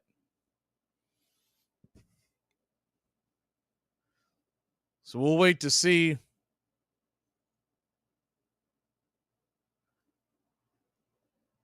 he's going to be all right. He's still bent over. This is not good news for Astros fans, that's for sure. I doubt with an 0-2 count that Scherzer was trying to hit him. But nonetheless, it's not something you want to see if you're an Astros fan. Not something if you want to see if you're a baseball fan and want to see a good series. Ball just missed his front foot. Went behind his front foot, actually, and clipped him in the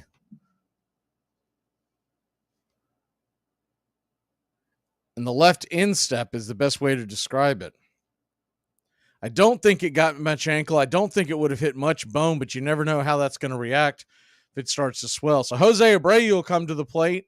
Alvarez does stay in at first base. First pitch on the way to Alvarez is a curveball right there at the knees for a strike. It's 0-1. 0-0 your score. Top of the second inning.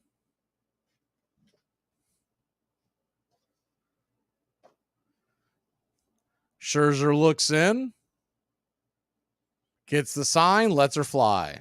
High and inside, 94 miles around. Did he go around? They're going to check down to first base umpire Marvin Hudson. He says no. And it's 1-1.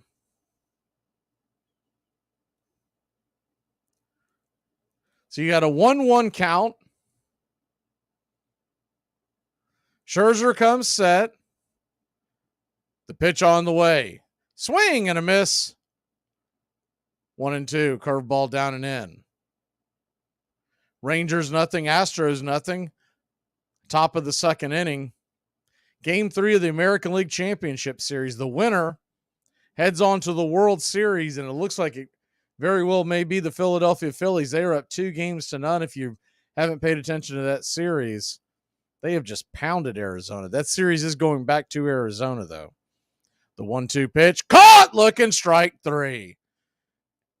He blew it right by him, right down the train tracks. And it absolutely froze Abreu. There's one away. He must have been looking for the off speed. That fastball was sitting there on a platter. You do wonder how long Scherzer will have, how big of a leash they'll have for him. First pitch on the way to Kyle Tucker's 95 at the knees. It's 0-1.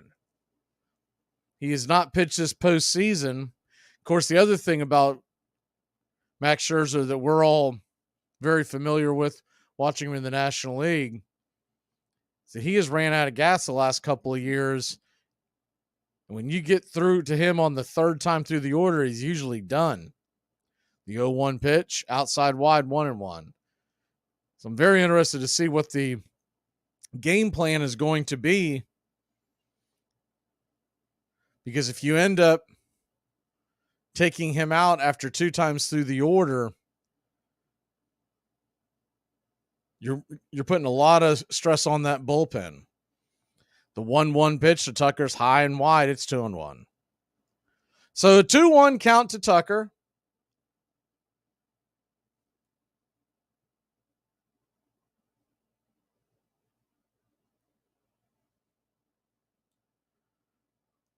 Scherzer comes set, lets her go. Fastball just below the knees, and I mean just below the knees.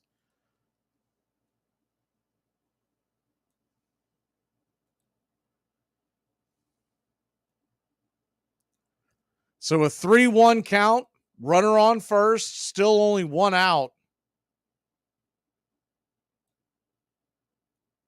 The pitch on the way. In the dirt, ball 4. That ball gets away. It's going to be a walk. With Alvarez, doesn't have great speed. He actually jogs past second. I think he's trying to test out his foot. to make sure he's okay. So now you got runners at first and second. Just one out. Mauricio DeBone coming to the plate.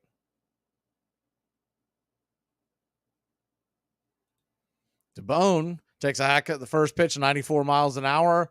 Fouled out of play. It's 0-1.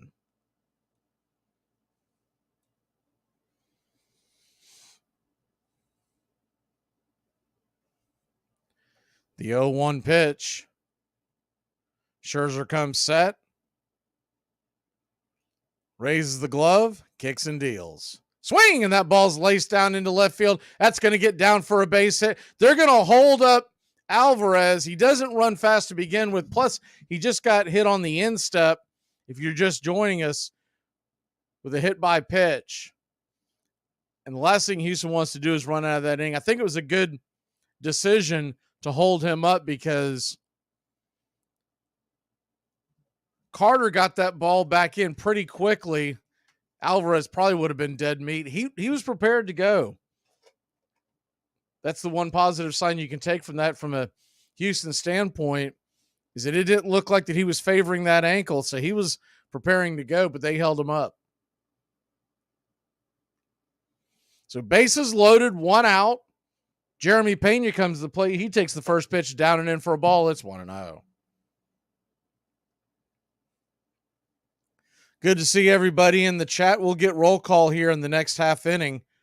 Having some challenges because we don't use our typical stuff that we use for our typical Braves Country broadcast. So I'm always scrambling during the breaks.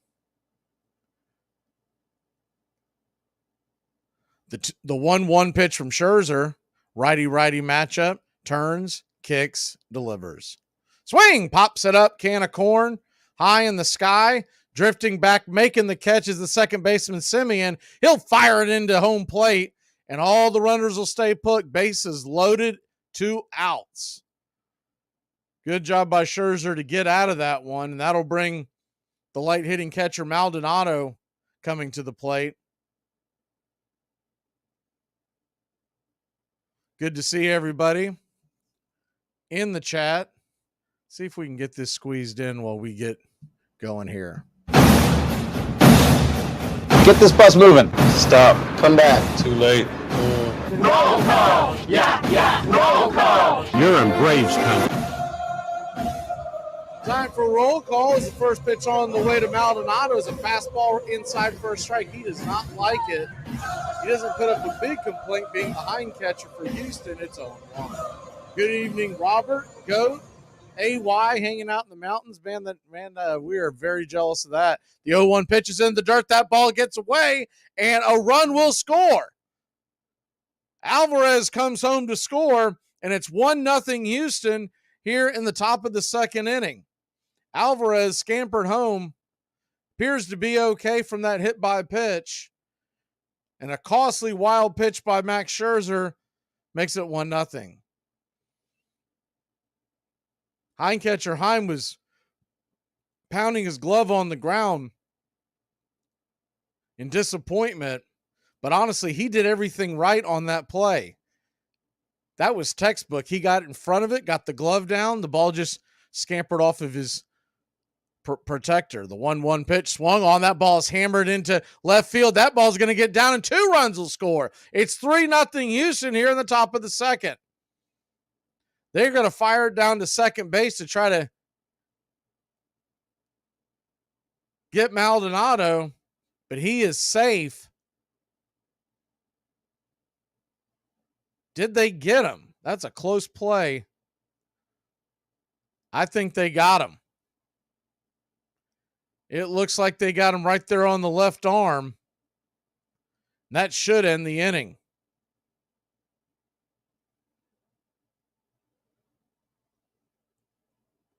Taking one last look, I do believe they got him. And they did get him. I thought he called him safe. He actually called him out. So we will take it to break. But not before Houston puts 2 more on the board. It's 3-0 heading to the bottom of the second inning.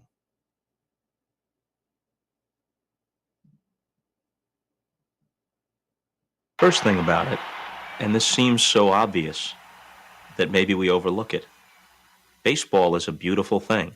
It's more beautiful in an old park that's asymmetrical and quirky, but even, and I hate to say this because it might encourage them, but even in a dome with artificial turf, it's beautiful. The way the field fans out, the choreography of the sport, the pace and rhythm of it, the fact that that pace and rhythm allows for conversation and reflection and opinion and comparison. It's a pastime, something you do. It's entertainment, something you watch. And it's a shared experience, something you talk about and read about. And that's marvelous. But you can apply those same three criteria to other things. What makes baseball special is that it's the best game that's ever been devised.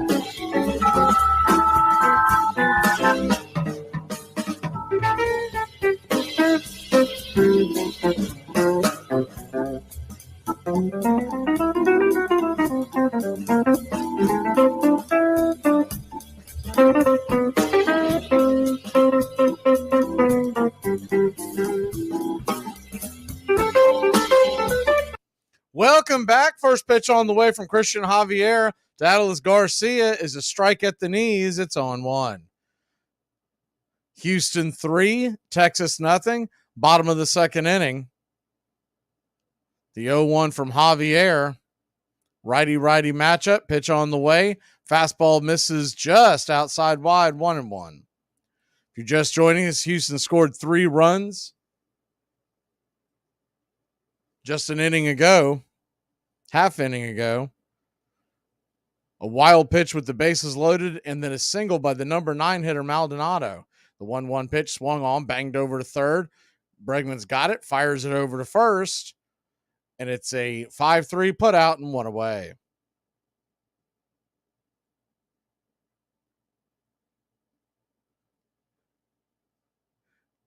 That hit by Maldonado hit it right at third baseman Josh Young. He's been good with the bat, but I've noticed this series he's not one of your better third basemen over there. Either that or he's just having a rough series because he has struggled so far.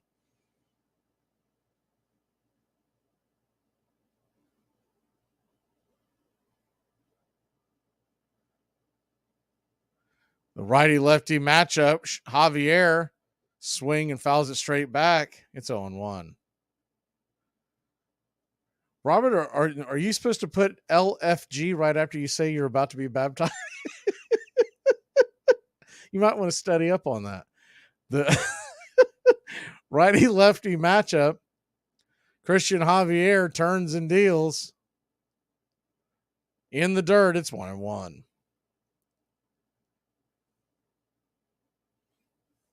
So a 1-1 count, 1 down.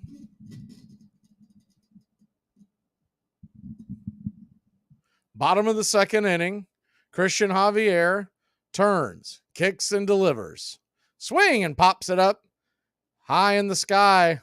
That'll be a fair caught by Bregman, the third baseman, over near the third base line just before left field territory, and there's quickly 2 away. Rangers still looking for their first base runner, base hit of the game.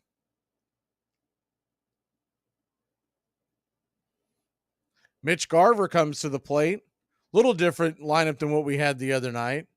The first pitch on the way to Garver is a off speed in the dirt. It's 1-0.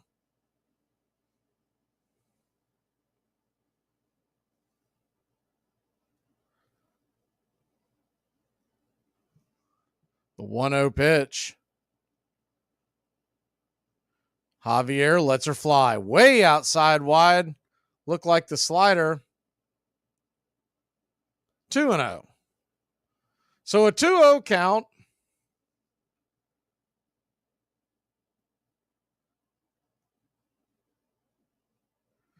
Rangers trail 3-0. 2 down, bottom of the second. Pitch on the way, ball 3. Good take by Garver, trying to get him to chase up high and pop it up.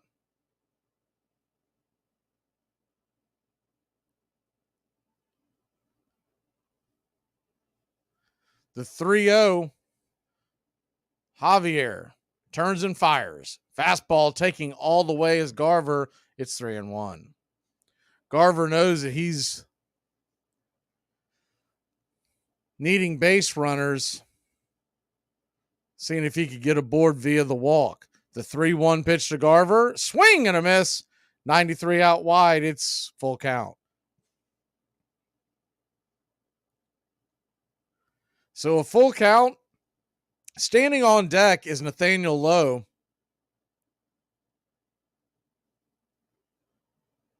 The 3-2 offering. Swing, and that ball's lifted high and deep into right field, going back on the track. Making the catch is Tucker at the wall, and that'll end the inning. 3 up, 3 down. We'll head to the top of the third. Houston leads it 3-0 here in Arlington, Texas. I didn't think you had it in you. I'm your huckleberry. Why, Johnny Ringo, you look like somebody just walked over your grave. Fight's not with you, Holiday. I beg to differ, sir. We started a game we never got to finish. Play for blood, remember? Of all baseball's ancestors, town ball was by far the most popular. Under its rules, the infield was square. 8 to 15 men played on a side, sometimes as many as 50. The pitcher or feeder was the least important player. It was his job to lob the ball to the striker, who could wait and wait for the pitch he wanted. The runner was out if the ball was caught on the fly, or if he was soaked, hit with the ball while running between bases.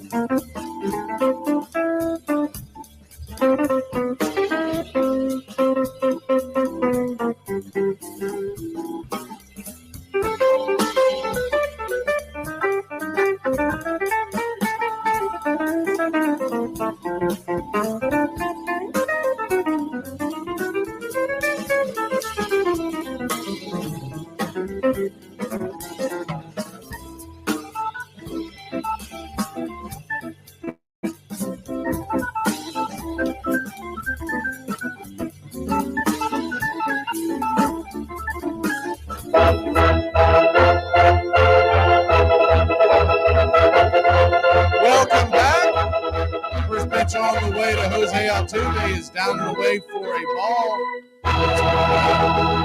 Righty-righty matchup. Scherzer back to work. The 1-0 pitch swung on. Bang foul off the plate. 1-1. Astros 3, Rangers nothing. Top of 3. The 1-1 delivery from Scherzer. Winds, kicks, and deals. Swing and a miss. 94 out top. It's 1-2. So a 1-2 count.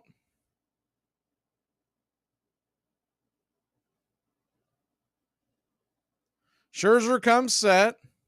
The pitch on the way. Swung on, bang foul, drags it down the third base line.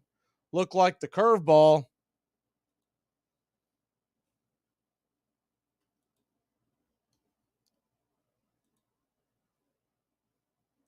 One, 2 to Altuve. Top of the third inning. Scherzer comes set, swung on, hit high and deep into left field, going back on the track. It is gone. Solo shot, and the Houston Astros have a 4-0 lead.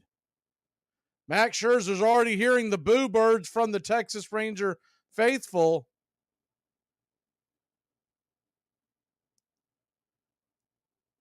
Unbelievable. 413 feet. And you can't blame the trash cans on that one. This one's on the road. Remember the first time Altuve was up, he took him deep into left field, went right at the warning track. First pitch on the way to Brantley is out high for a ball. It's 1-0. It'll be interesting to see how Bruce Bochy treats this, because a couple of ways you can go with this. You can either have him just eat one because you're up 2-0 in the series. Is the 1-0 pitch is swung on. That ball is hit deep into left field. Making the catch at the warning track is Evan Carter for a loud out number 1.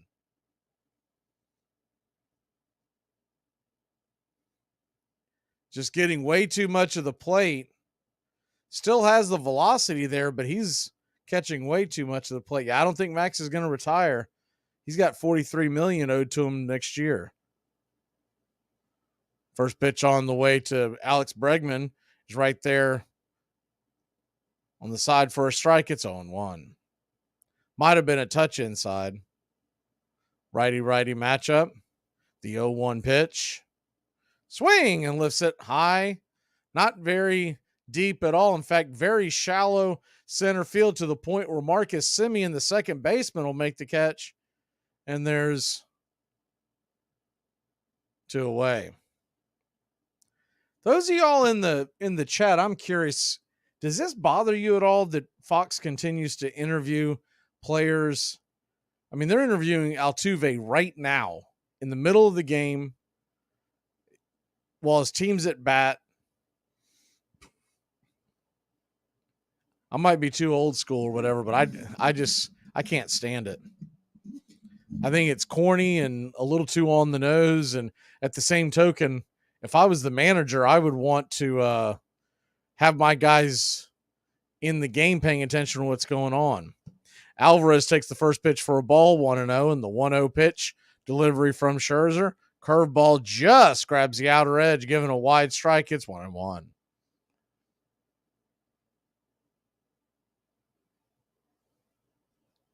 The 1-1. Swing and a miss up top. It's 1-2. I'm not that big of a fan of the football interviews as they're running back and forth from the locker room, but those I can give a pass. They've been doing them for so long, and they're usually just about 10, 15 seconds. But the ones here in the dugout, and then the goofy ones where they're interviewing the NBA coaches coming in and out of timeouts during like playoff games, it's like enough already. Stop in the action. I don't know if that had something to do with the pitch calm, or maybe Max Scherzer is announcing his retirement. They went out there to talk to him real quick. Looks like everything's back in order.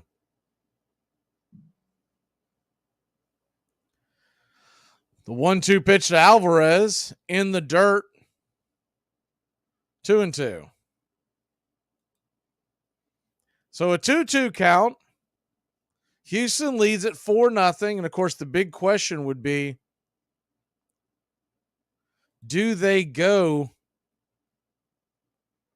to the bullpen early, or do they just ride it out knowing the next two are here in Texas? The 2-2, outside wide, 3-2. He really hasn't had he had the one strikeout that was a nice strikeout, but other than that, he's been very hittable. Even the outs are going deep into the outfield. The 3-2 pitch swung on, pops it up. Alvarez reached for that one, and he'll get out of this inning with just one more run scored. But that will send us to the bottom of the third. The Rangers are scrambling for answers. It's 4-0 Houston. We'll be back in a flash here in the American League Championship Series, game number 3. By 1800, town ball and its many variations were played nearly everywhere. On their way back from the Pacific Ocean, Lewis and Clark played a game of base with the Nez Perce Indians as they prepared to cross the Bitterroot Mountains. In the 1830s, on the western frontier of Missouri, ball was the favorite sport of Joseph Smith, the founder of a new religious sect called the Mormons. But back east in Cooperstown, New York, city fathers passed an ordinance restricting play after merchants complained about too many broken windows. Meanwhile, in New York City, they were starting to play a brand new version of the game. Hey, where's my tickets to the Sonics game? They were here just a second ago. Somebody stole my tickets to the Sonics game! This stinks! This is total BS! This is... Oh, got it. Got it. Okay, where's the french fries? I ordered french fries. This stinks! This is total BS! Eddie Vermoyen's gonna... Oh, here they are. Where's my power bar? I had a power bar here. Someone stole my power bar! This stinks! This is total BS! This is... Oh, here it is. Hey, where the hell's my assorted tape? This is total... Oh, got it.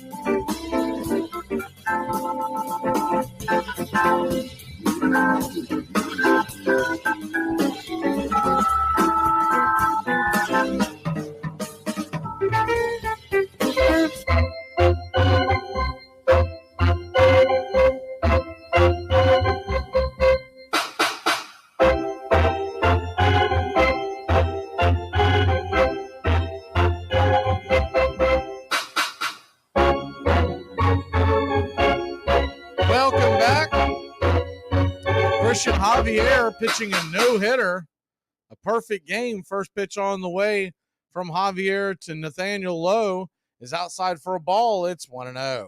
Bottom of the third inning, Houston leads at 4-0. Javier digs, kicks, deals, just off the plate wide, 1-0. Or 2-0, excuse me.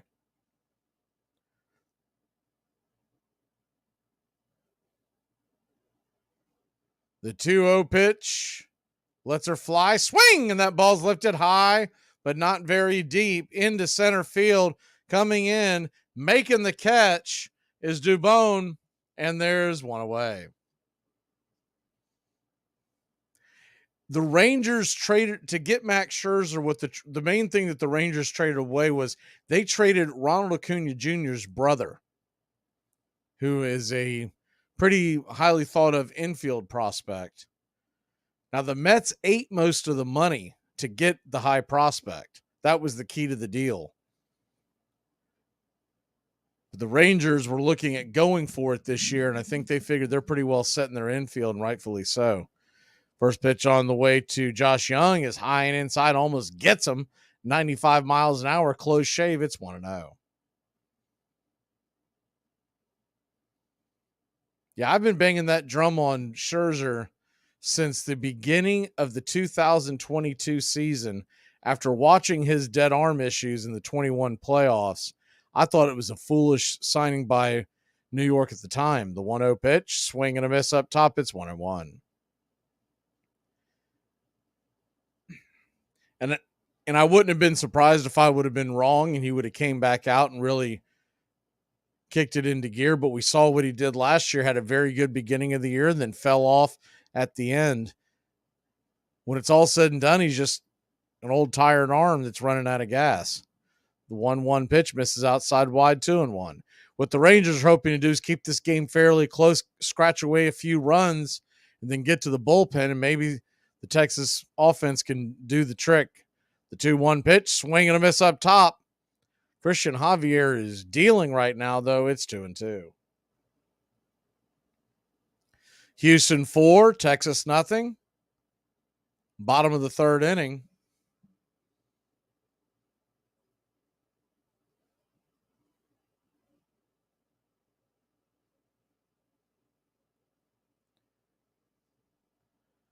The 2-2 pitch, swing, and fouls it back. We'll do it again at 2-2. Thelma on our Facebook chat said that she's very annoyed by the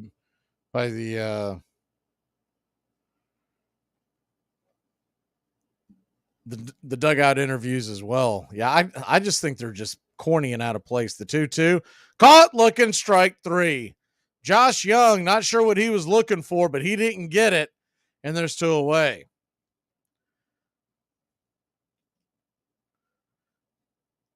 Good pitch by Javier. Little off-speed number on the outer edge.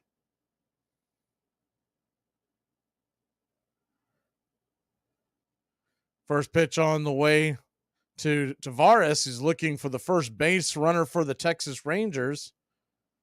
It's 0-1. The 0-1 righty-lefty matchup. Pitch on the way. Way outside wide, 1-1. So a 1-1 count. Javier only at 33 pitches as well, so he's really had an economical beginning to the game. The 1-1 pitch, swing and a miss. Changeup that faded away almost like two-seam action, and it's 1-2. Javier appears to be on his A game, and he has been known to pitch very well on the road, especially in the playoffs in his career. Remember, he had phenomenal outing in Yankee Stadium last year that knocked out the New York Yankees. The 1-2 pitch on the way. Fastball outside wide, tried to get him to chase. Taken all the way was Tavares, and it's evens up the count at 2-2. So deuce is wild here in the bottom of the third. Nobody on, 2 outs. Texas trails by 4. The 2-2 pitch. Kicks and deals. Outside wide, trying to get a chase that changeup. This one was a little further off the plate. Taken all the way was Tavares, and it's 3-2. Houston still looking for that first base runner. Standing on deck is Marcus Semien. Texas faithful waiting to erupt. The 3-2 pitch. Outside, ball 4. So he'll head down to first with 2 outs. And the top of the order coming to the plate.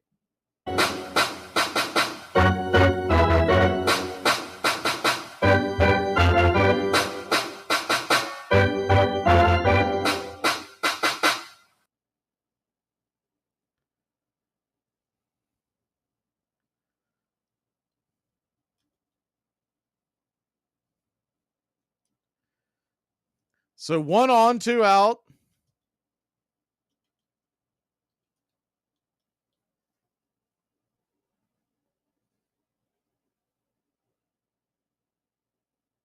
Marcus Semien, who is 0 for 1. Robert, I'm not 100% sure what you mean by watch party stuff. If you're talking about the play-by-play, we're going to be doing football, yes. I don't do a whole. I can't do that. Those cheerleading channels. They're just, I don't know. It's uncomfortable. The first pitch on the way to Semien is right there at the knees for a strike. It's 0-1. I think I have it pinned, or maybe Jason, you can pin it to the top of the YouTube cast that we are going to be doing. Is the 0-1 pitch from Javier. Outside wide in the dirt, 1-1. Let's see. I thought I saw us pin it, but I'm not 100% sure. Give me 1 second. See what's up at the top here. Yeah, so yeah, it's up there. So we're going to be doing the NFL. Oh, as far as that goes, oh, absolutely. The 1-1 pitch swung on, foul back out of play. It's 1-2. So yeah, Robert, we are going to continue to do the Braves Country Today shows. Every Monday morning, we'll be live at 11 a.m. We are going to be doing Friday afternoon shows as well. So basically, we're going to wrap around the weekend. With that being said, as the 1-2 pitch on the way, down and away, 2-2. So a 2-2 count to Semien. So on the books already, we're going to be doing the Monday morning show and a Friday afternoon show. But anytime there's a big signing, we are going to come on.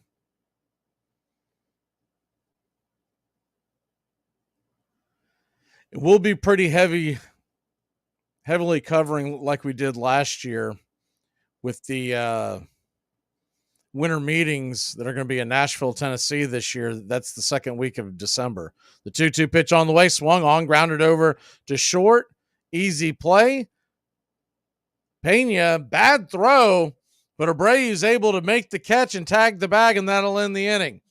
So an eventful toss by Pena, almost a disaster. Rangers get their first base runner of the game, still no hits. We head to the top of the fourth. It's 4-0 here in Arlington. You know, Gilbert, I feel different already. Like more mature. Yeah, looks like we're in for quite a change. I'll say. Parties, meeting new people. This is really going to be great. Oh, no. Just relax. Be yourself. Ogre! Ogre! Ogre! Ogre! Well, anyway, college is a whole new ballgame. Ogre! Ogre! People judge you differently than they did in high school. Ogre! Ogre! Ogre! Ogre! Ogre! Where are they? Nerds! Nerds! Nerds! Come on, Louis.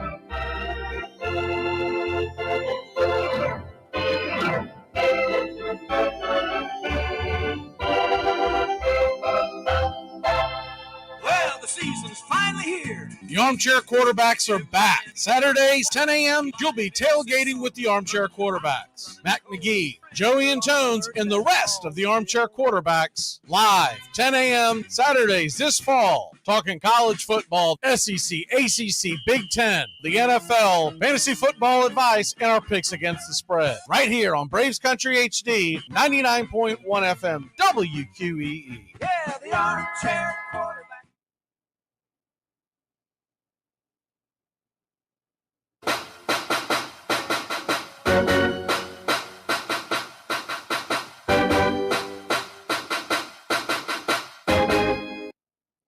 Welcome back. There's a funny story to that, Goat. The other night, so I'm here by myself.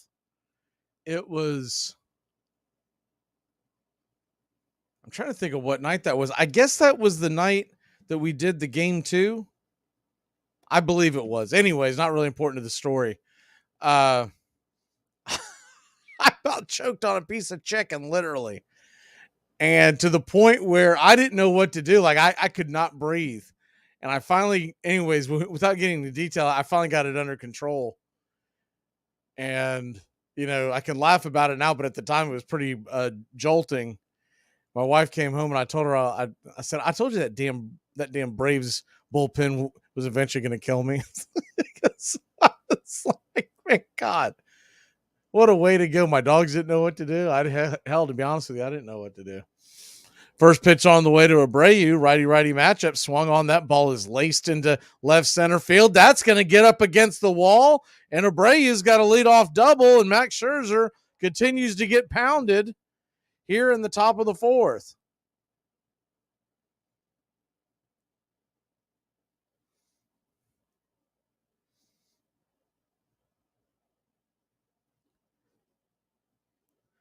They're re-showing that play of Abreu making that. I mean, it really was a really bad throw by Pena. I've never known Abreu to be that great with the glove, but I'll tell you what, it was pretty impressive for him to get out of the way and make that catch to end that inning. First pitch on the way to Tucker is a swing and a miss. Top of the zone outside for a strike. It's 0-1.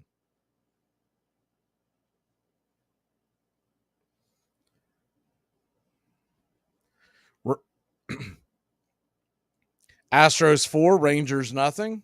Top of the 2nd, the 0-1 pitch. Fastball right there at the knees for a strike. It's 0-2.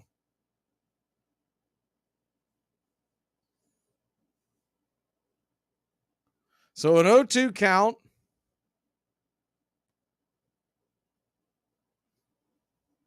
Scherzer comes set.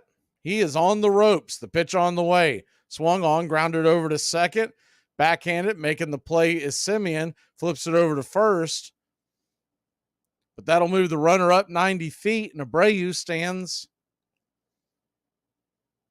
at third with just one out.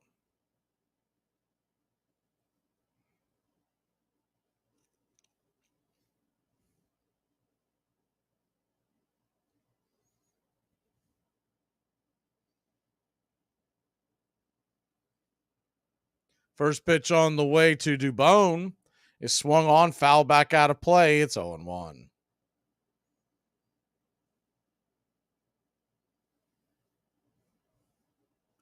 Houston 4, Texas nothing. Fly ball would score the run. The 0-1 pitch in the dirt, 0-2.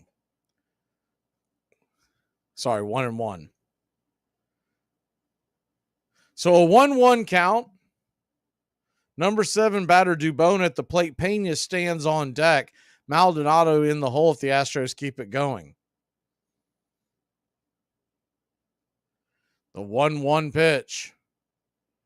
Scherzer comes set, lets her go. Swing and a miss. Good curveball there. It's 1-2.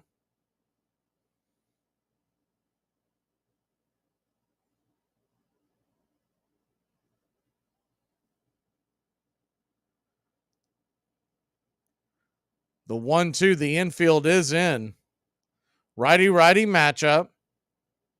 Scherzer comes set. The pitch on the way. Swing and rifles it foul and out of play. We'll do it again at 1-2.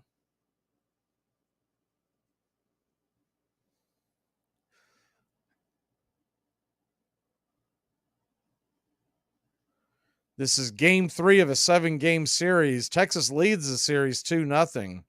Tonight, tomorrow night, and Friday afternoon at 5. We're all here in Texas. The 1-2 pitch in the dirt, 2-2. Texas would love to end the series and not have to go back to Houston. If there is a game 6, it is Sunday night, 8 o'clock. Game 7 would be Monday night, 8 o'clock. Friday is at 5. The rest of the starting times are all 8 Eastern. The 2-2 pitch from Scherzer. Kicks and deals in the dirt, 3-2. So he's desperately trying to get him to chase that curveball away.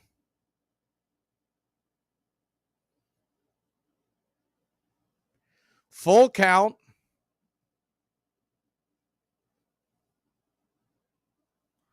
Pitch on the way. Righty-righty matchup. Scherzer comes set. Delivers. Swing, and that ball's rifled into center field. That's going to get down for a base hit, and it is 5-0 Houston here in the top of the fourth.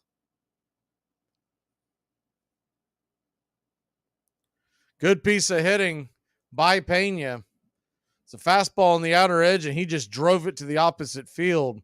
It's 3 pitches in a row, actually 4th if you count that Scherzer tried to go outside. That one he tried to sneak the fastball by him.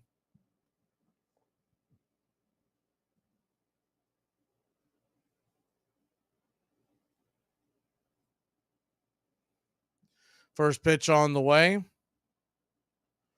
to Pena. Swing and a miss, strike. It's 0-1. I think I said Pena a second ago. There's a good piece of hitting by Dubon.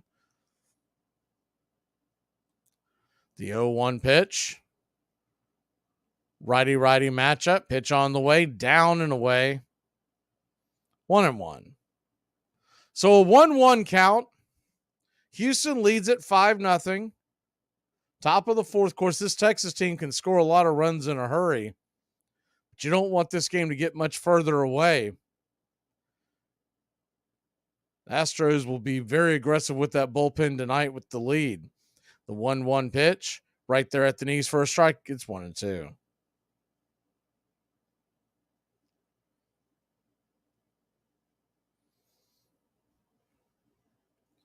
I'm sure Mets fans are loving this as well. When you think about the way Scherzer made the comments, is the 1-2 pitch inside 2-2. He made the comments after the Mets traded David Robertson to the Miami Marlins a few weeks before the trade, or I guess about a week before the trading deadline, that he was going to have a conversation with the brass up top. The 2-2 pitch. Swing and a miss. Strike 3. Got him. 2 outs. And the short of it is, he made it sound like they were going to have to answer to him. Thank you, Director 97. I appreciate that. The 4.5 runs. I was wondering if that was for the entire game or if that was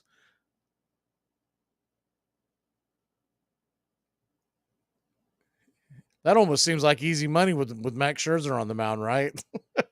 First pitch on the way to Maldonado is off the plate wide for a ball. It's 1-0. Righty-righty matchup. Runner on first, 2 outs. The 1-0 pitch. Right there on the outer edge, it's 1-1.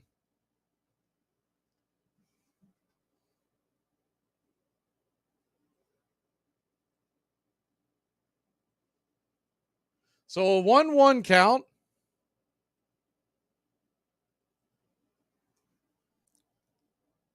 Flips it over to first real quick. Dubon back under. When you look at Scherzer having the audacity to say that basically management was going to have to answer to him because they were selling off. I'm like, what are you talking about? You're making $43 million a year. Shut up and pitch. The 1-1 pitch swung on, foul back out of play. It's 1-2. And it's not like he was having a great season or any of the Mets players are having a great season. If they were, they wouldn't have been in that position to sell off.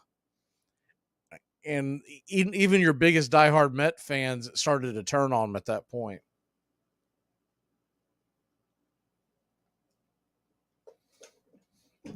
Yeah, exactly, Underwater. Shortly after that, then he talked about how he wanted out because they said that they weren't going to compete for the next couple of seasons.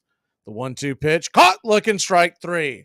So Scherzer gets an out, gets a called strikeout, but he is absolutely struggling. We will be back in a flash The Astros lead this 5-0. Rangers will grab the bats.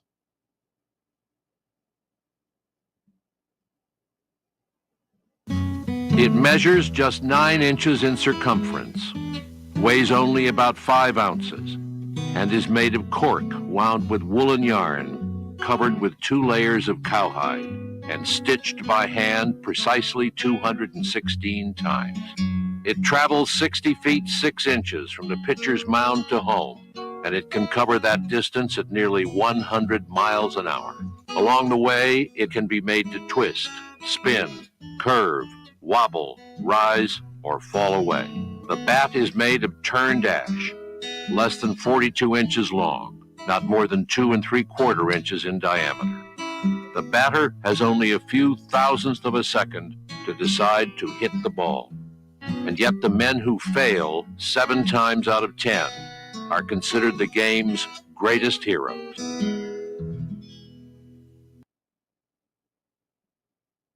Something on your mind? Just want to let you know you're sitting in my chair. Is that a fact? Yeah, that's a fact. Well, for a man that don't go heeled, you run your mouth kind of reckless, don't you? No need to go heel to get the bulge on a tub like you. Is that a fact? That's a fact. I'm real scared.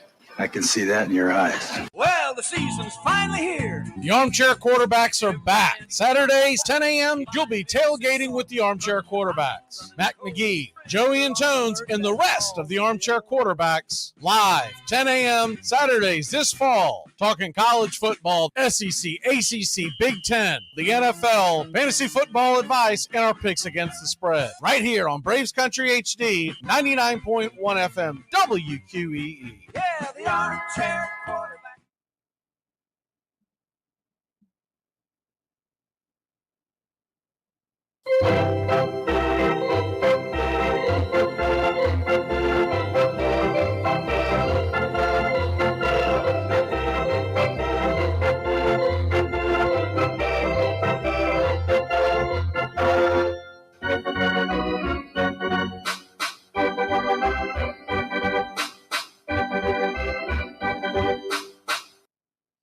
Welcome back.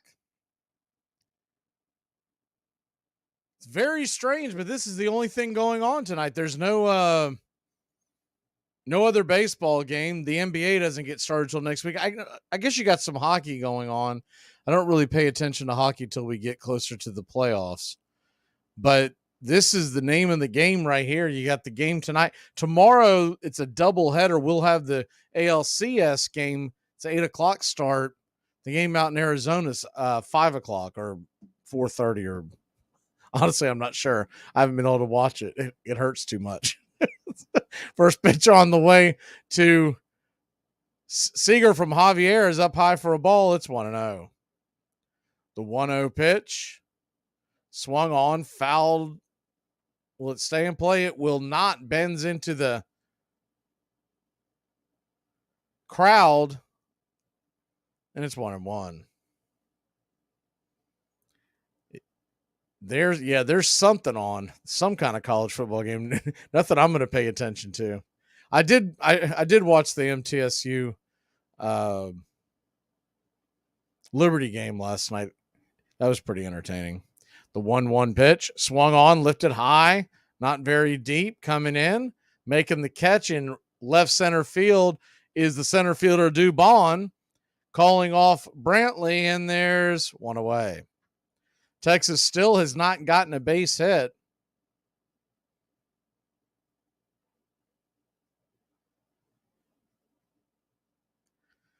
Well, what else do you have? You said Javier. Did you also bet on the Astros to win, Director, or are you talking about a prop bet? First pitch on the way from Javier to the left-handed bat of Carter is right there for a strike. It's 0-1. And now, unbelievable, they're interviewing Dusty Baker in the middle of the inning. Jeez Louise, the 0-1 pitch, swing and a miss. It's 0-2.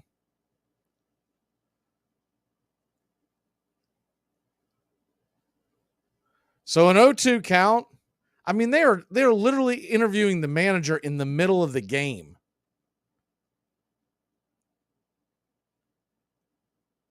The 0-2 pitch from Javier to Evan Carter, the number 3 hitter, takes it up high and wide. It's 1-2. Javier, 12 and a half strikeouts. That was the over-under. That seems like an incredibly high. He's only at 2. The 1-2 pitch. Swing and a miss, strike 3. That's his 3rd strikeout of the game. I don't know if you're going to get to 13 strikeouts. Is that right? That seems incredibly high, unless it was a very, very I forget what they call them, but the alternate bets.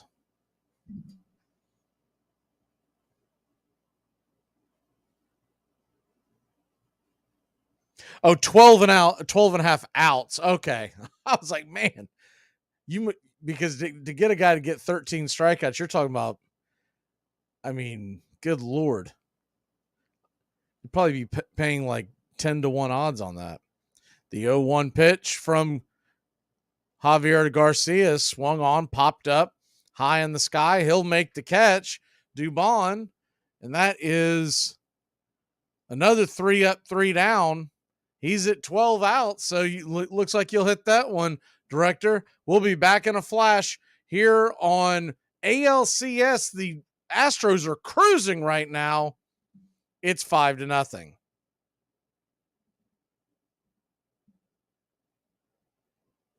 It's the game my father taught me how to play. It's time I saw things on a level plane. Something was rolling towards me, and it said Spalding on it. Picked it up. Instinctually, we push it back. And those days, those summer days became fall days, became our Sundays together with my brothers and I, and my dad whipping off his wicked curve. I just remember how my hands hurt. At first, as I was afraid of the ball and his coaching, keep your shoulder in there. Don't bail out. It's not going to hurt you, and that's what I remember.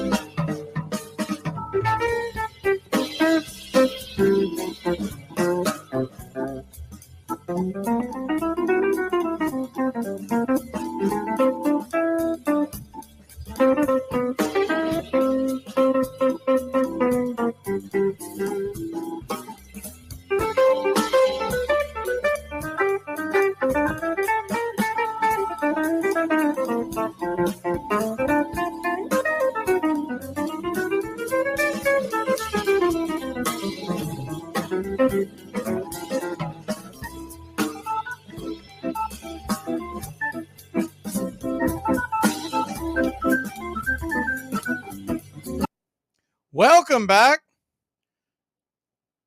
Top of the 5th inning, Jose Altuve comes to the plate.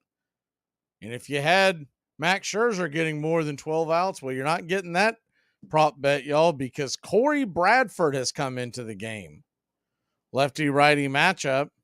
Pitch on the way. Swung on. That ball is belted high and deep into center field. Going back on the track. Making the catch at the very back part of the center field wall, about 405 feet away,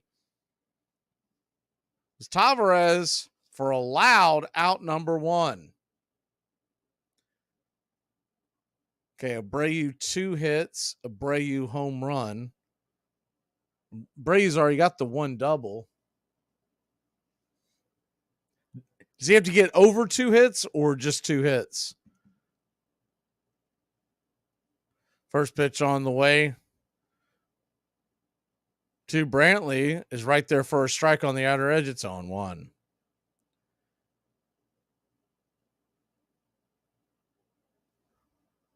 Lefty-lefty matchup. The 0-1 pitch. Right there at the knees for a strike. It's 0-2. Okay.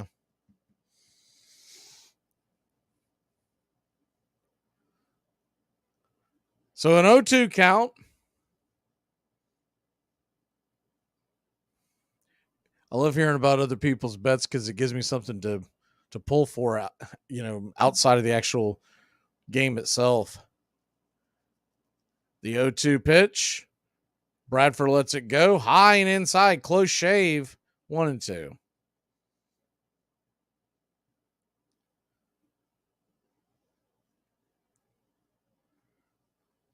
I'm hoping that Arizona gives Philadelphia some kind of a fight when they get back to their home crowd, as the 1-2 pitch is swung on, pops it up high in the sky. Skyscraper making the catch is Young in shallow left field. Max Scherzer went 4 innings, 5 hits, 5 runs, all earned, a walk and 4 Ks. I mean, basically, that's Bryce Elder territory. They're paying him $43. Well, they're not paying him. The Mets paid him $43 million this year. Bregman comes to the plate. He'll take the first pitch at the knees for a strike. It's 0-1.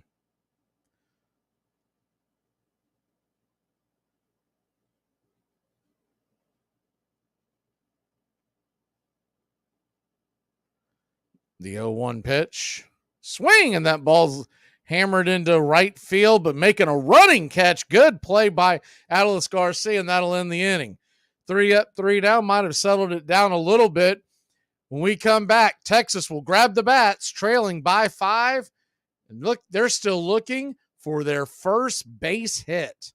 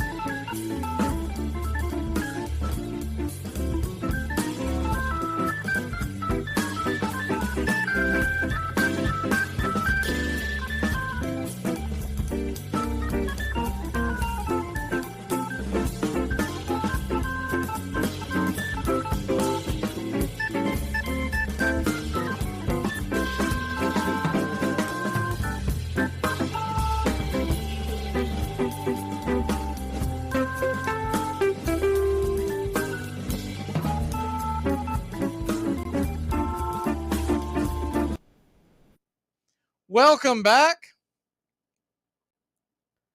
Christian Javier is pitching a no-hitter. He has given up a walk, but a no-hitter through 4. The first pitch on the way to Heim is off the plate wide for a ball. It's 1-0.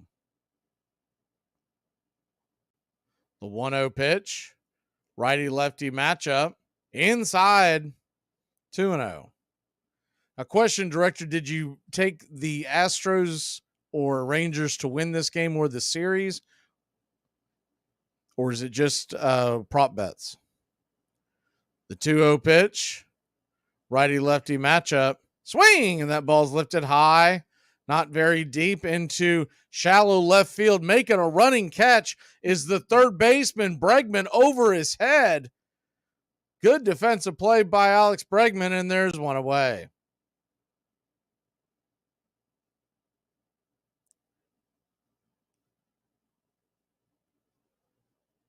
So one down. If I read you right, that's 13 outs for Javier. This would be something if he goes out and throws a no-hitter. Remember, he was a part of that no-hitter in New York and then went back after the summer after it was a complete, combined no-hitters. The first pitch to Garver's at the knees for a strike. It's 0-1. The 0-1 to Mitch Garver, swung on, hit hard on the ground, right to Bregman. Good scoop, flips it over to first, and quickly 5-3 put out. There's one away.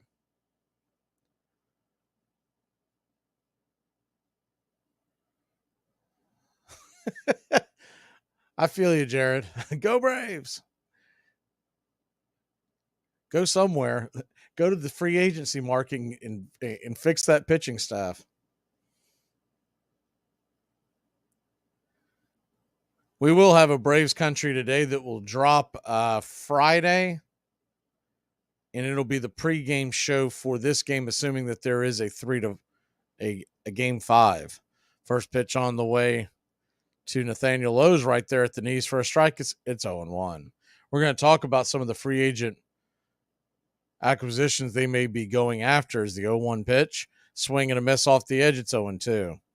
Seen some really goofy predictions, and so in not just predictions but suggestions by some of the fairly well-known writers in Atlanta Braves on all the different outlets. Some of them are just wildly, I mean, they're not even in the neighborhood of what the Atlanta's planning on doing. The 0-2 pitch, swung on, foul back out of play. We'll do it again.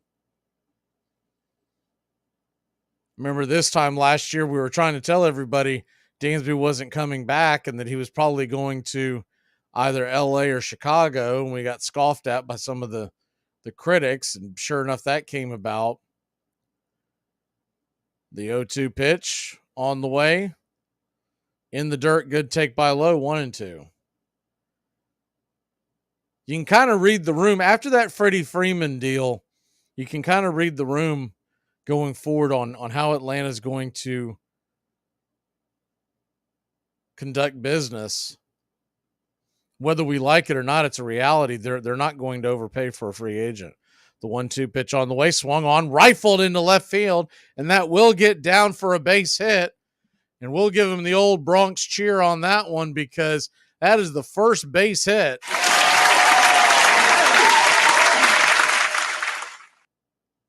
Here in the bottom of the 5th, Christian Javier, by the way, I mean, he deserves a standing ovation himself because he has been absolutely lights out. It's unbelievable how good this guy is on the road and in the postseason on the road. He's just got nerves of steel. As Snicker always likes to talk about guys with slow heartbeats. I mean, this guy's got it. First pitch on the way to Josh Young is a check foul swing. It's 0-1.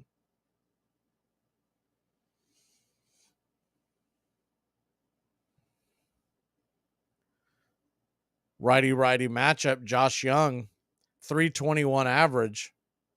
Trying to get back into this one. The 0-1. Rocks and fires. Swing and fouls it away. 0-2.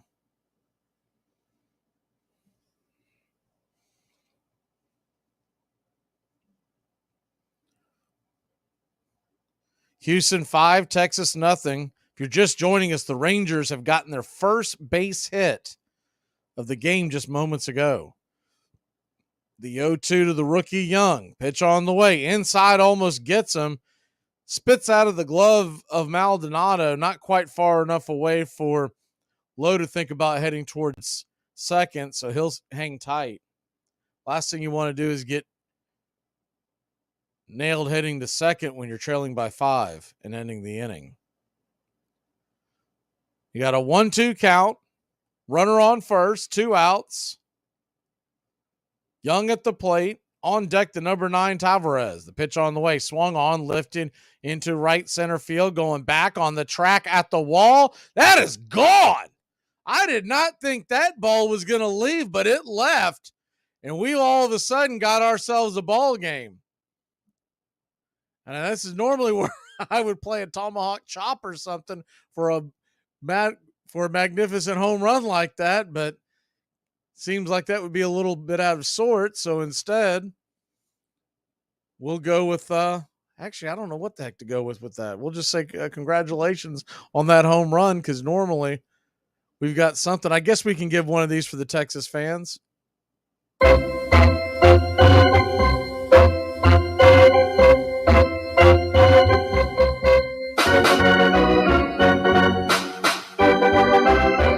On the way to Tavares is down and in for a ball. It's 1-0. 5-2, new ball game. The 1-0 pitch. Fastball right there at the knees. It's 1-1. I'm sure Dusty would like to get maybe 6 innings or more out of Javier if he could. He's only at 67 pitches. The 1-1. Right there below the knees. Called for a ball, 2-1. So a 2-1 count.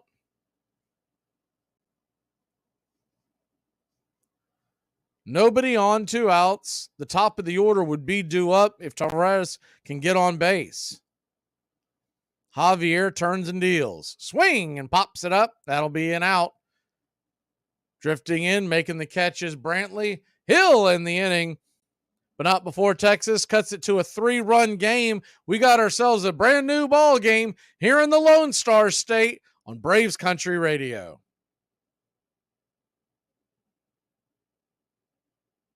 In our sundown perambulations of late, through the outer parts of Brooklyn, we have observed several parties of youngsters playing base, a certain game of ball.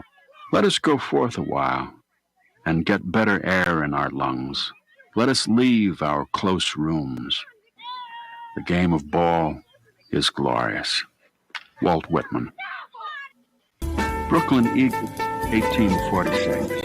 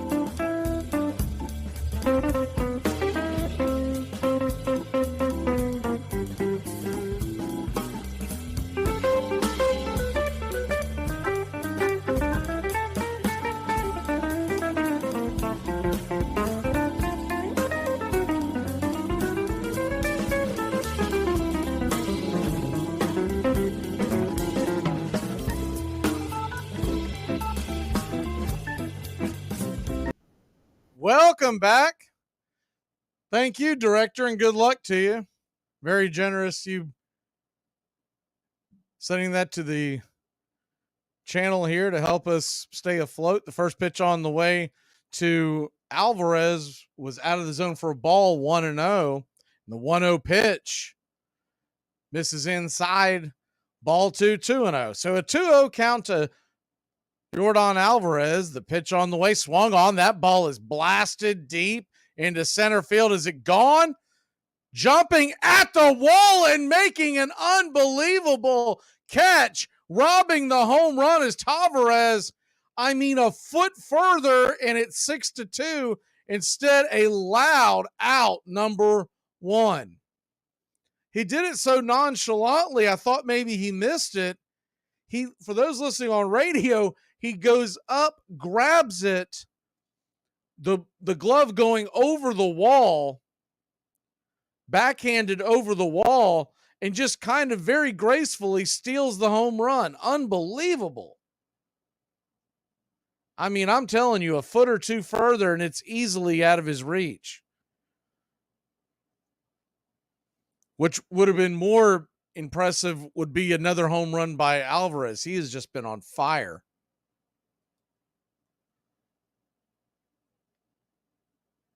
Alvarez got a smirk on his face like, man, that was a good catch. But he's already hit, 8 home runs in this postseason, I believe? Which is unbelievable statistic if we were sitting in Game 7 of the World Series. My God, is he tearing the cover off the ball. Even his outs are impressive. So Bradford, looks like we're going to get a pitching change. We'll take a quick break. We come back. Bradford, they're all getting a big smile of that out there in the outfield in Texas. We'll be back in a flash. Game 3, don't go anywhere. This one's getting good.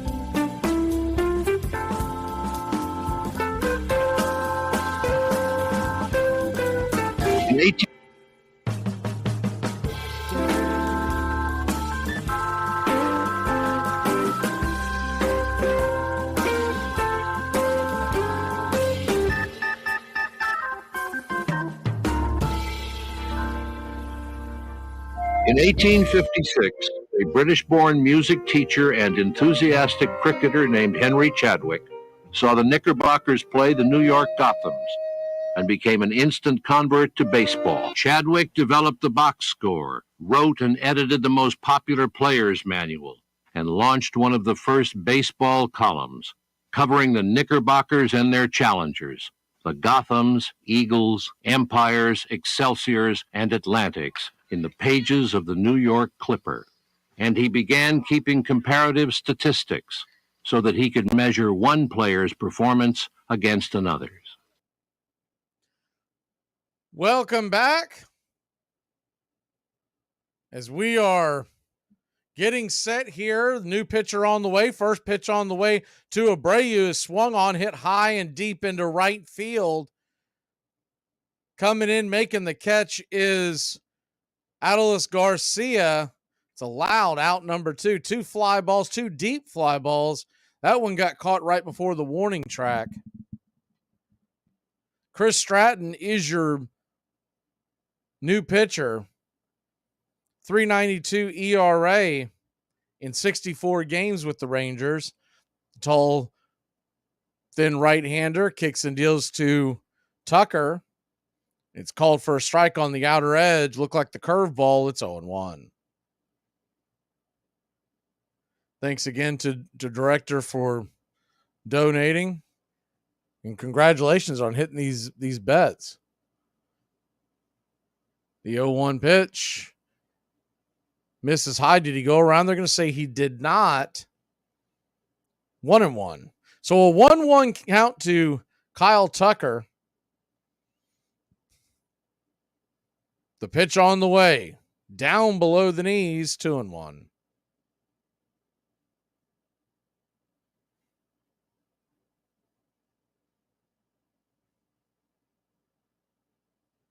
Houston 5, Texas 2. The 2-1 pitch, outside wide, 3-1. So the director's saying that he still needs just a hit by Abreu. He should get up at least one more time, maybe even 2.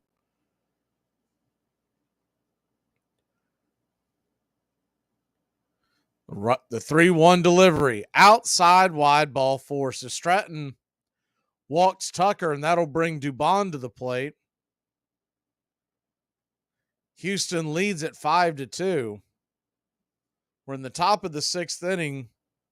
So Texas still has 4 more at bats.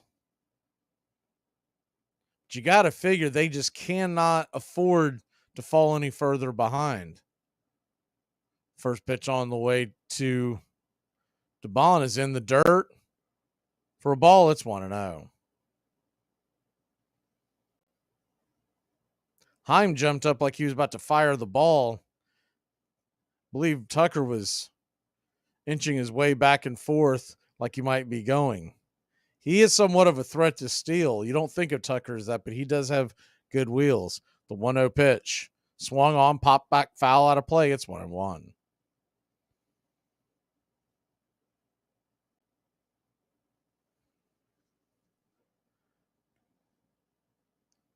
Texas 2, Houston 5.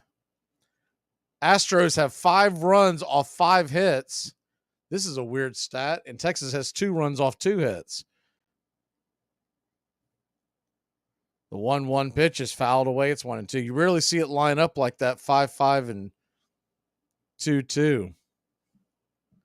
There have been no errors in the game.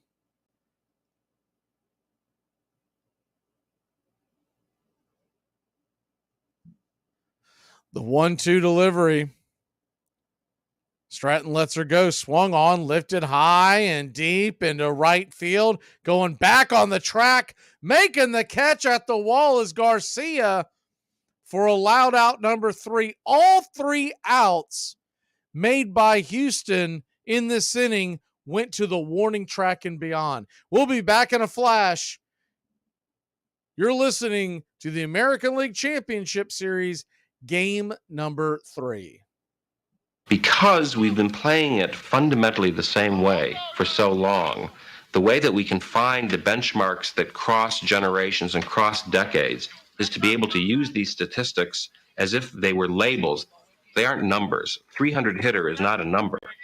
A 300 hitter is a tag that means something today, as it did in 1930, as it did in 1890. So the statistics become a means by which we can connect to the permanence. I can make that comparison with my father, who could have made it with his father, on that common language of statistics.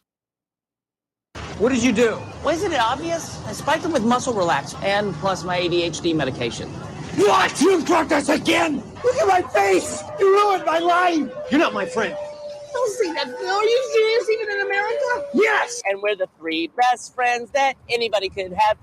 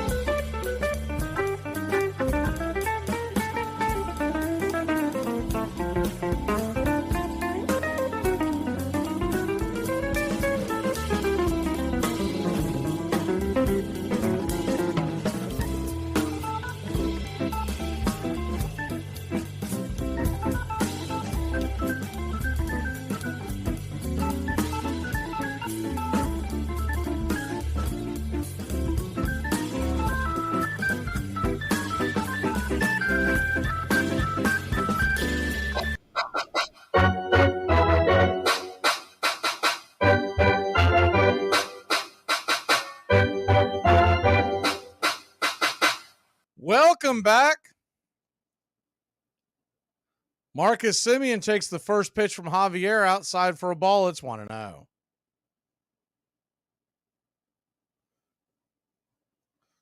The 1-0 righty-righty matchup. Swung on, hit high, not very deep. Coming in, making the catches, Brantley, and there's one away. Houston leads at 5-0. If you're just joining us, Max Scherzer got absolutely pounded. Ran from the game after 4 innings, 5 earned runs.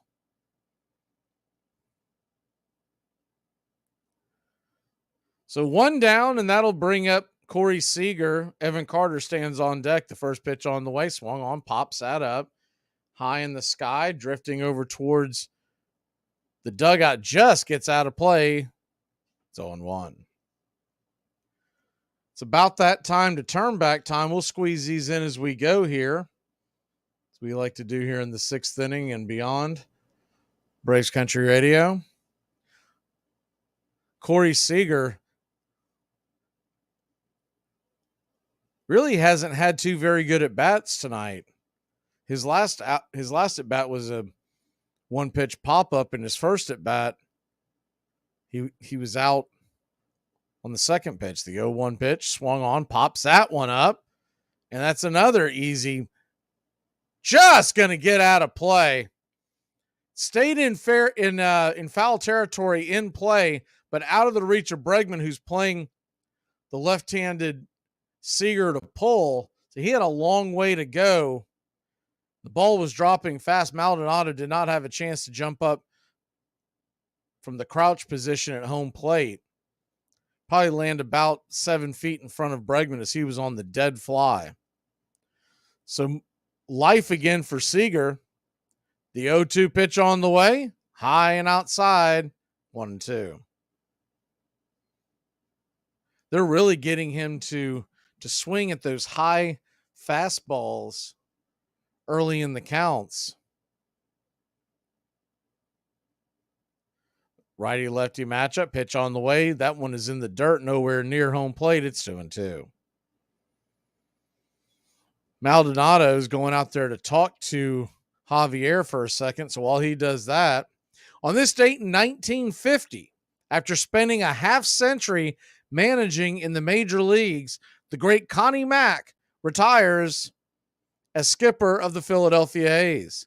The 87-year-old Connie Mack, who has the most wins and losses in Major League Baseball history, will be replaced by Jimmy Dykes after compiling 3,731 wins, 3,948 losses to have a career winning percentage of .486 during his 50 years in the dugout. Of course, he was always known for being a dapper dresser. Did not wear the 2-2 pitch is high and outside. Fastball misses nowhere near the zone. 3-2. Folks will remember or have seen pictures of him in the dugout. Always wore a 3-piece suit. The 3-2 pitch, swing, and that ball's lifted high and deep into right center field. Coming back, making the catch is Dubon right there at the warning track for a long fly ball out. Another 10 feet or so, and that one would have been gone. Ball really is flying out tonight. Some of these balls don't look like they're being hit that hard, and they are getting a ride.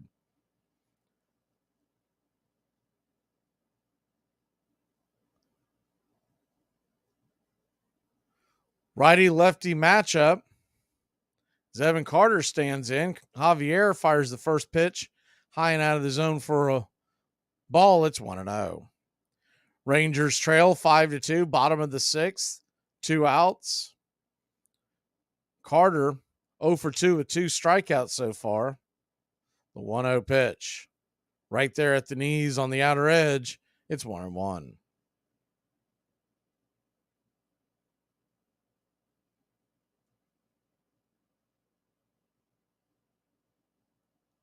The 1-1 from Javier.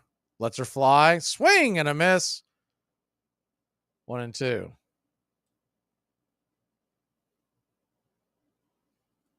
So a 1-2 count from Javier. He's at only 80 pitches. He could very well be out there for the 7th as well. The 1-2 pitch. Outside wide, 2-2.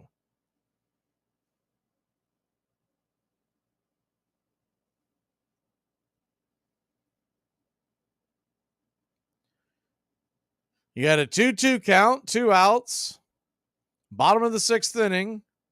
The pitch on the way. Swing and fouls it back over the third base dugout. We'll do it again at 2-2. Deuces are wild.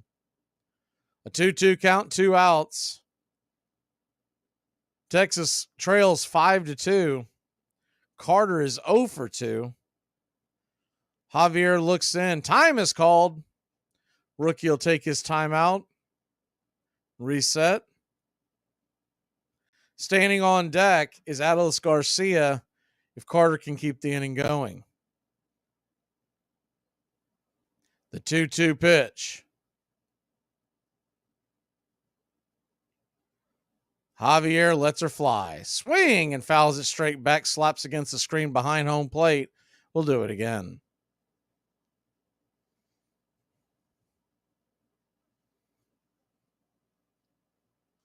Tomorrow night's game, same bat time, same bat channel, 8:03 first pitch. The 2-2 pitch. Swing and slices that foul towards the third base dugout just enough to stay alive.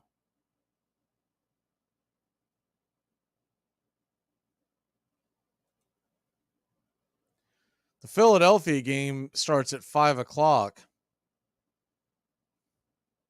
The 2-2 offering. Swing, and that ball is rifled into right field, just over the leaping glove of Tucker. It's off the wall. Carter comes around, slides into second base with the foot first slide, and it's a 2-out double for the rookie. He keeps on keeping on. This kid is having a heck of an October.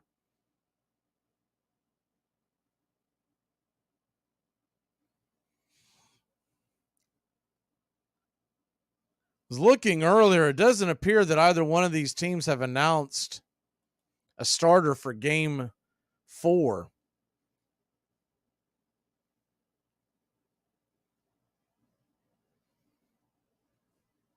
Tucker, that ball was scalded, and I think he just got a bad jump on that. They're going to go ahead and lift Javier, and it looks like an old friend of ours is coming out of the bullpen.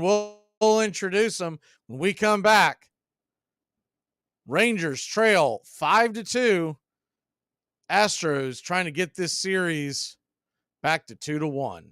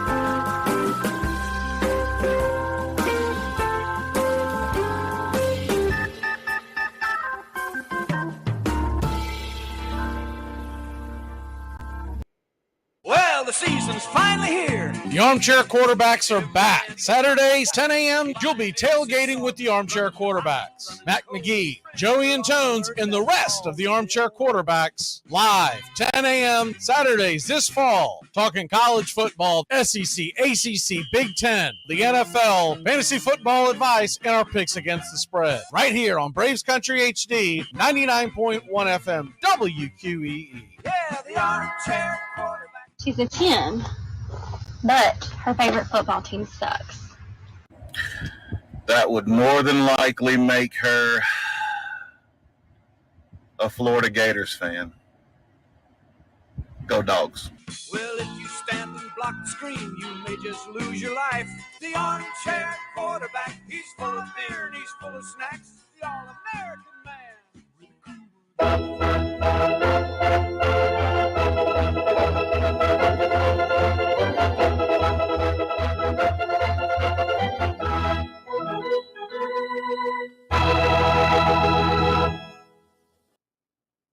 Welcome back. For the first time all night, we've got ourselves a ball game. It's 5-2. Hector Neris, the former Philadelphia Philly, comes into the game. He fires the first pitch, and it's fouled back out of play. It's 0-1.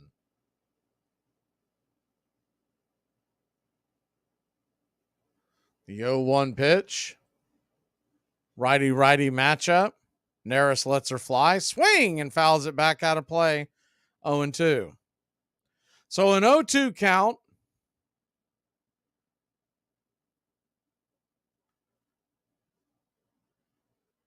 Runner on second, 2 outs. Texas trails by 3. The 0-2 pitch, down and away. Good take by Garcia, and it's 1-2. Adolis Garcia. Jonah Heim stands on deck. Mitch Garver is in the hole. But there are 2 outs. Dusty trying to end the bleeding here. Time is called by Garcia. To a man right after Corey Seager, probably the best hitter on this Texas roster. I think a lot of Braves fans are familiar with him, as he had a pretty good series against Atlanta earlier this year. The 1-2 pitch on the way, swung on, pops it up. Back foul out of play behind home plate. We'll do it again at 1-2.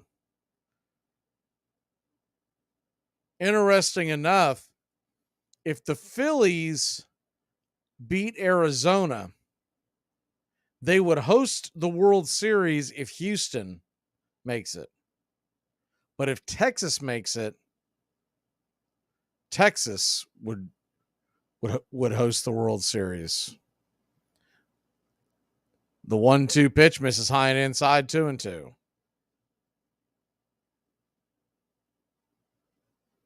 So a 2-2 count. Righty-righty matchup. The pitch on the way. Swung on, lifted high and deep into left center field. Making a tumbling catch at the warning track.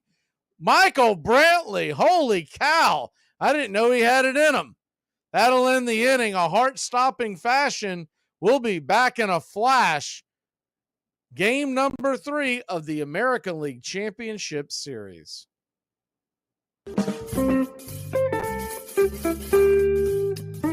By the end of the Civil War, baseball was the national pastime, north and south, west as well as east. Soldiers took the game home with them, and it grew. It's our game.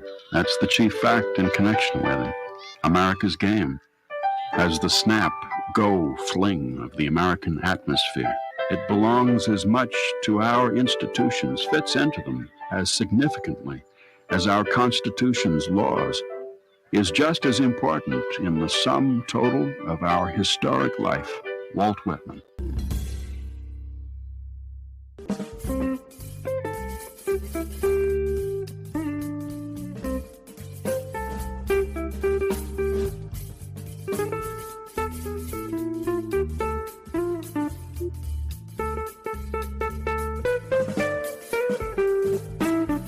Some bad news. I guess there isn't a good way to tell you something like this. Your goduncle died. My goduncle? There's no such thing as a goduncle. Yes, there is. It's your godfather's brother. You remember your goduncle, Charlie. Oh. Yeah, as much as I'd like to pay my respects, catch up with my god cousins and meet the god neighbors, I have some urgent business that just can't wait until later. All right, here's your popcorn and the remote. There, enjoy your show.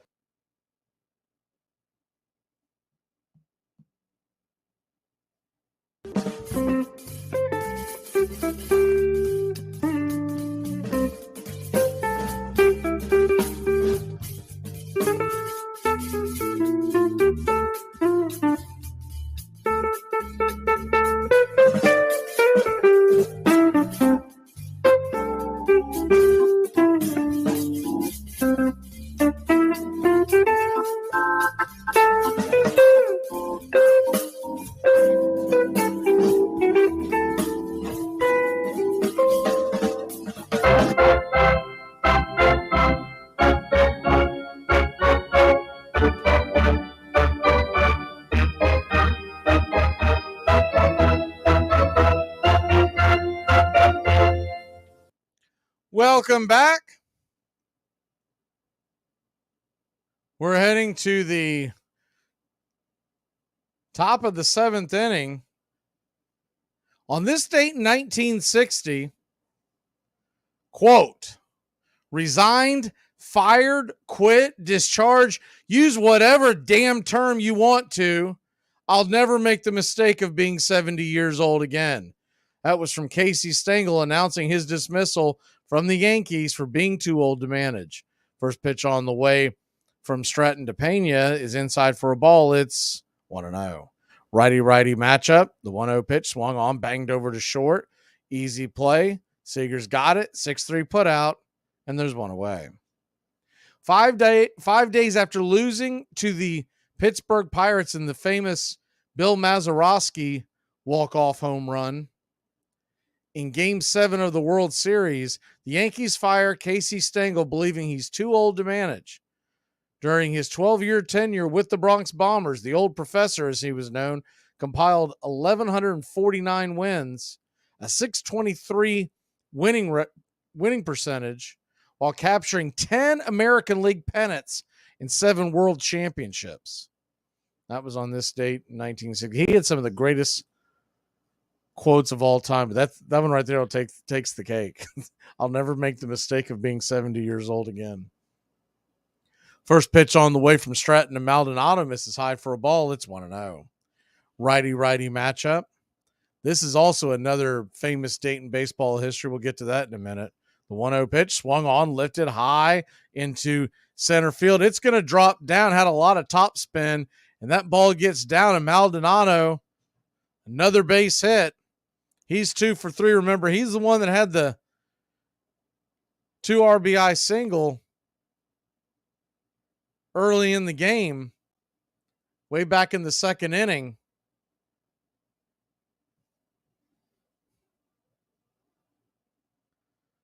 Houston leads at 5-2. On this date in Red Sox history, this is a good one. All baseball fans will remember this day.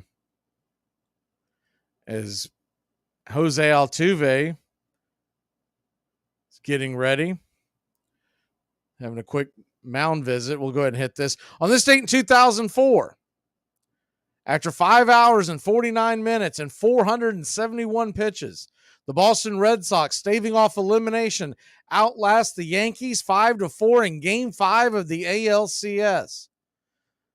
David Ortiz, who is the first player in baseball history to hit 2 walk-off home runs during the postseason, ends the longest game in ALCS history at 1:22 in the morning with a 2-out single into center, scoring Johnny Damon from second in the 14th inning at Fenway Park. First pitch on the way to Altuve is down and in, way in for a ball. It's 1-0. The 1-0 pitch misses down and away, 2-0. So a 2-0 count. Wonder how long the leash will be on Stratton. 16 pitches.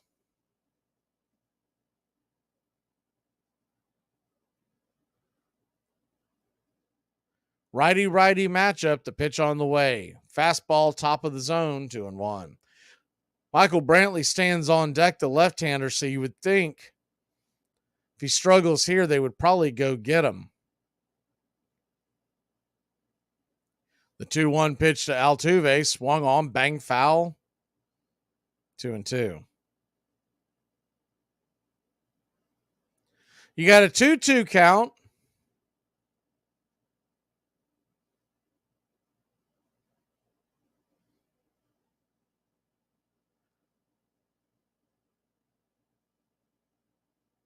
Altuve takes his time out. Rangers trail by 3, top of the 7th. The pitch on the way. Swung on, laced into left field. That's going to get down for a base hit. And the Astros have 2 ducks on the pond. First and second, 1 out, and here comes Michael Brantley.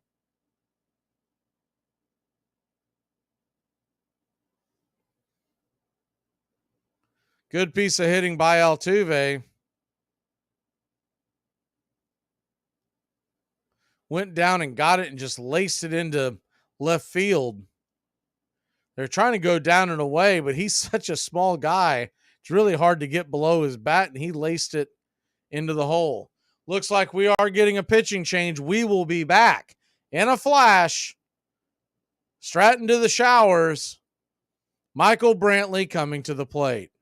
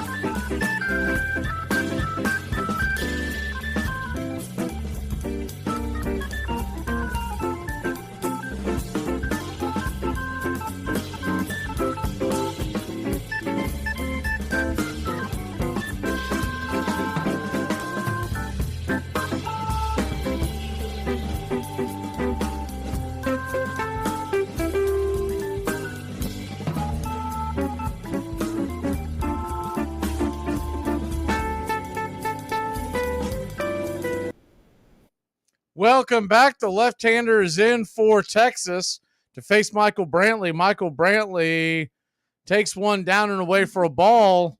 It's 1-0. The left-hander they have gone to is Will Smith. So I think Braves fans will tell director there's a pretty good chance that Brantley will get a base hit. The 1-0 pitch. Swung on, lifted high into center field. Making the running catch. Just came in time. Alvarez, handful of really good defensive plays tonight. There's 2 away. Thought that was going to be a dying quail that just hit them where they ain't type of play. Bregman now comes to the plate. Alvarez on deck, Abreu in the hole. Lefty-righty matchup. The first pitch on the way is down and in for a ball. It's 1-0. Really sticky situation here because you bring the lefty in to face Brantley, but because of the new baseball rules from a few years back, he's got to face 3 batters. You could pitch around Bregman, but do you want to load the bases for Alvarez? I don't know. The 1-0 pitch. High and inside, 2-0. So a 2-0 count.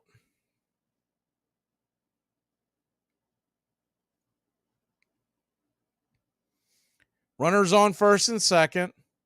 The pitch on the way. Down and in, slider misses, ball 3.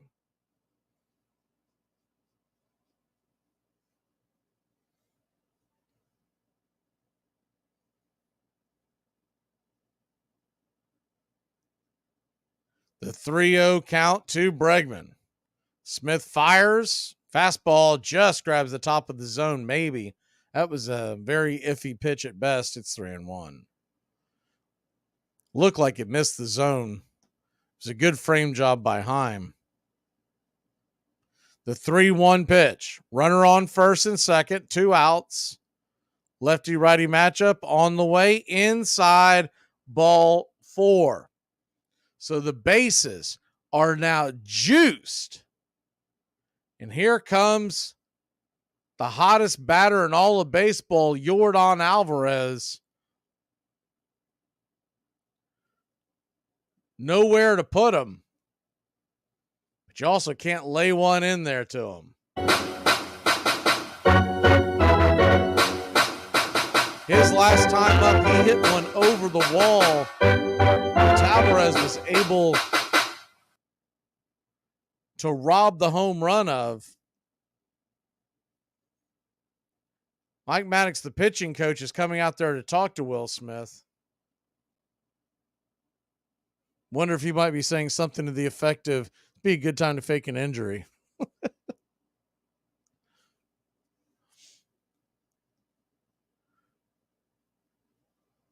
So nowhere to hide. You got Alvarez, who's 8 home runs in the postseason. Bases loaded. The game is on the line. 2 outs. The pitch on the way. Swing and a miss. Fastball right down the pipe. It's 0-1. 2 outs. The runners will be going with the crack of the bat.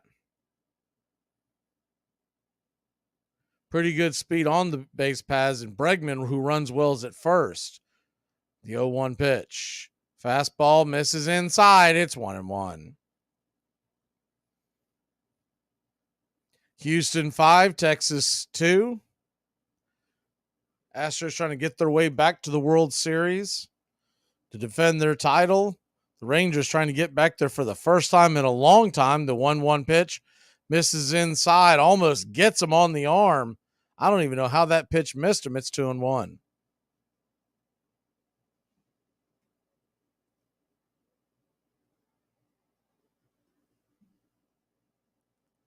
So a 2-1 pitch. Fastball looking inside, 2-2.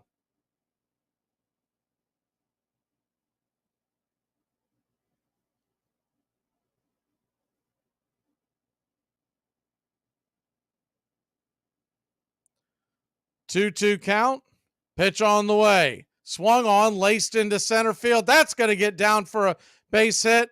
1 run will score. Here comes Altuve around third. 2 runs will score. And it is 7-2 Houston. Runners on the corners and 2 away.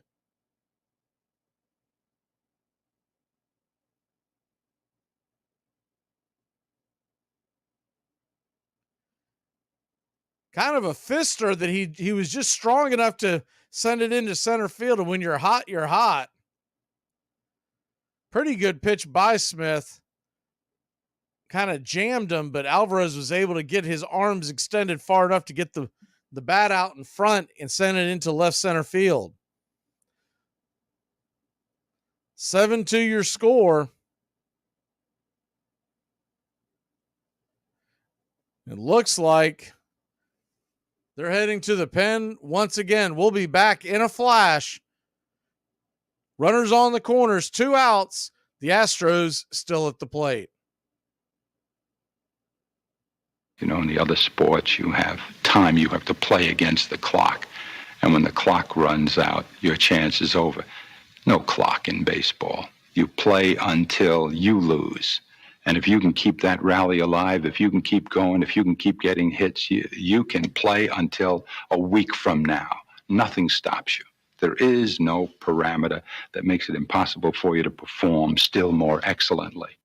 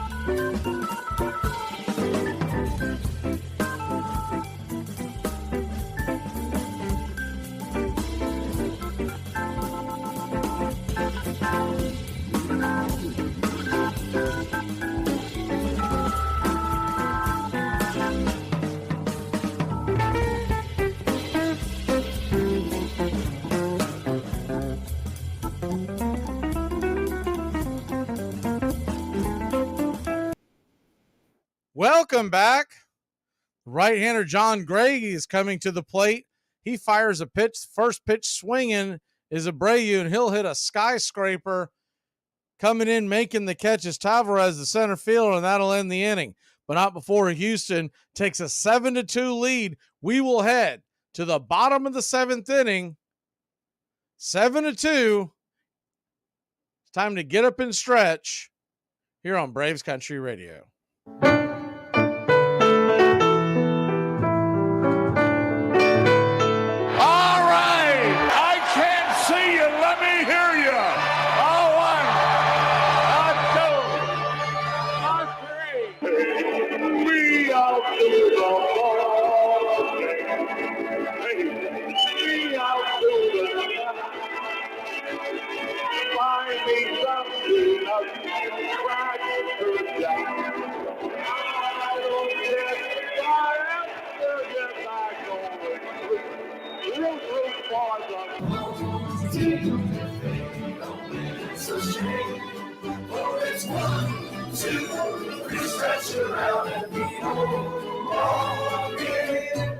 Take me out to the ball game. Take me out with the crowd. Buy me some peanuts and cracker jacks. I don't care if I ever get back. Let me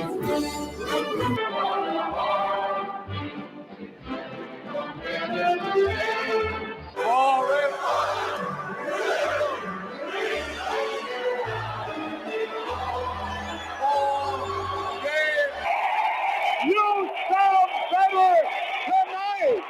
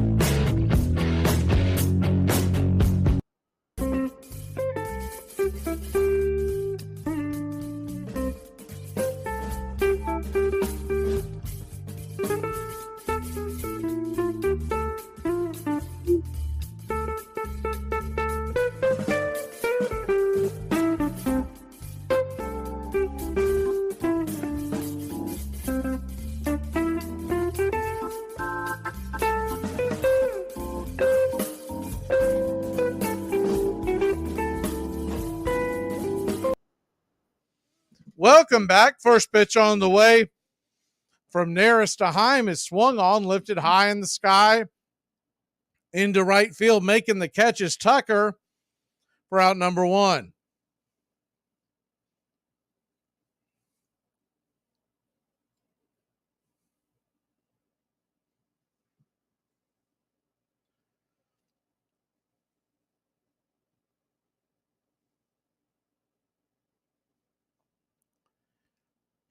Hector Neris now set to face the right-handed bat of Mitch Garver.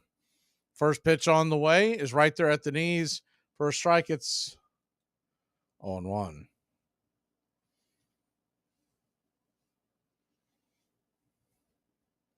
Houston 7, Texas 2.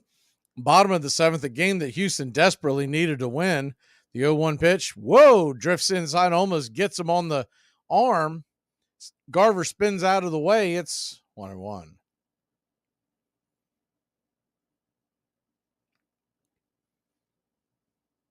The 1-1 comes set, lets her go, swung on, fisted back, foul. Do it again at 1-2. So if you're just joining us, the short of the story is this.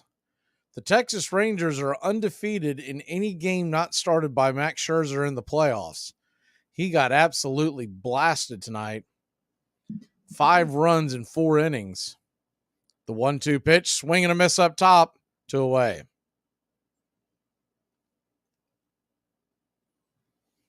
You got to figure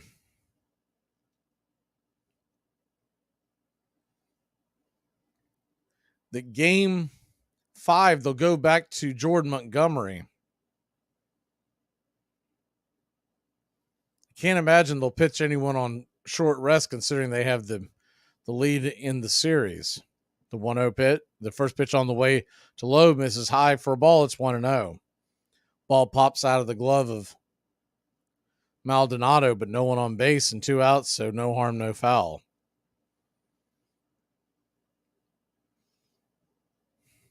The 1-0. Righty-lefty matchup. Neris comes set. Kicks and deals. Fastball right down the pipe. 1-1.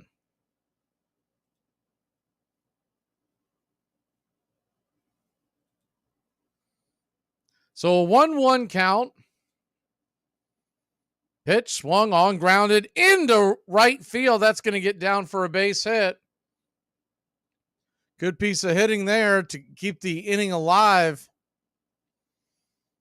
Low on base for the second time. That'll bring Josh Young to the dish.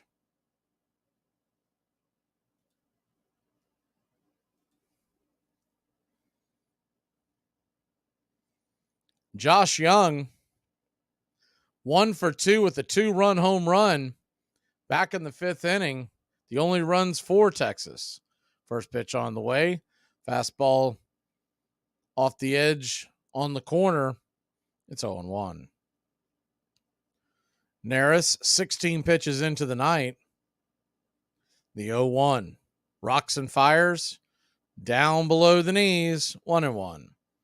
If Young can keep it going, Tavares stands on deck. Then you'd be back to the top of the order. The 1-1. Low.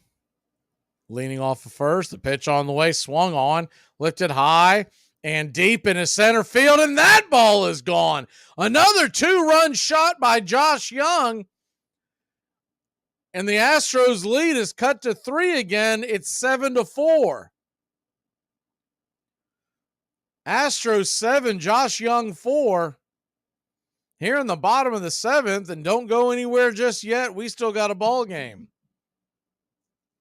Just when you felt like this game might be getting away from the Rangers, Josh Young on a 1-1 count blasts over the center field wall.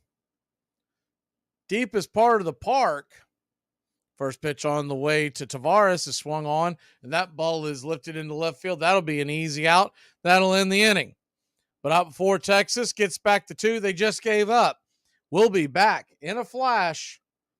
American League Championship Series, game number 3.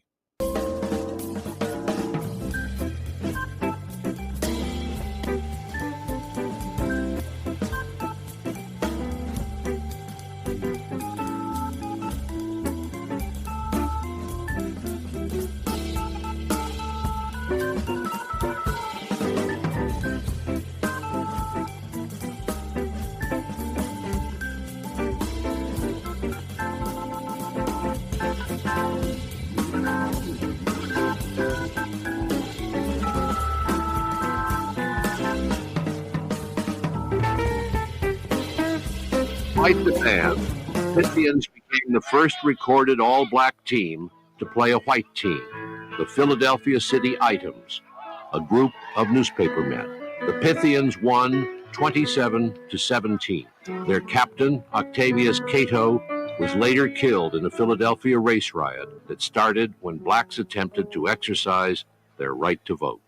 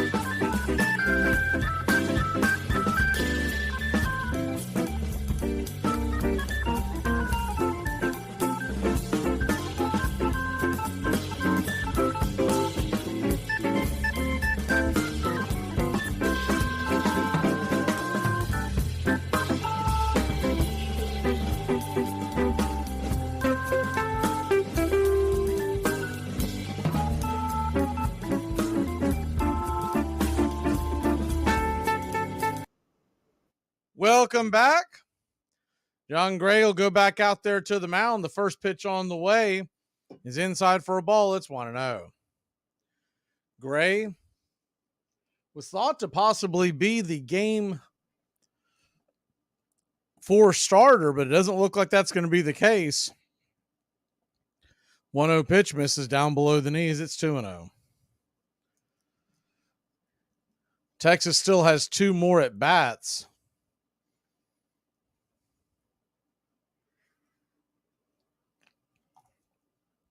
7-4 your score. Houston leads. Top of the 8th. Nobody out. Time is called.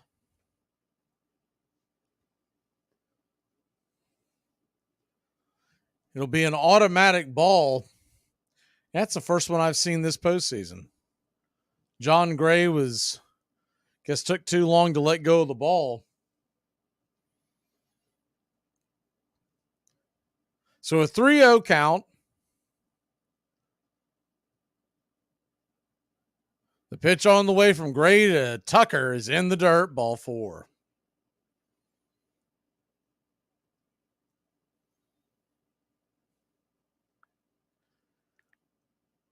Houston trying to climb back into this series. Down 2-0. But if they can get this win here, they would just need one more W to force it back to Houston.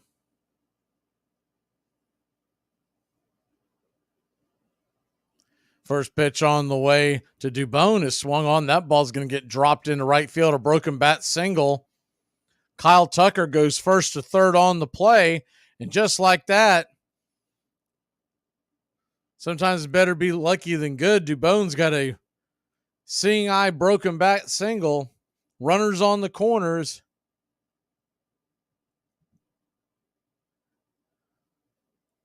And nobody out.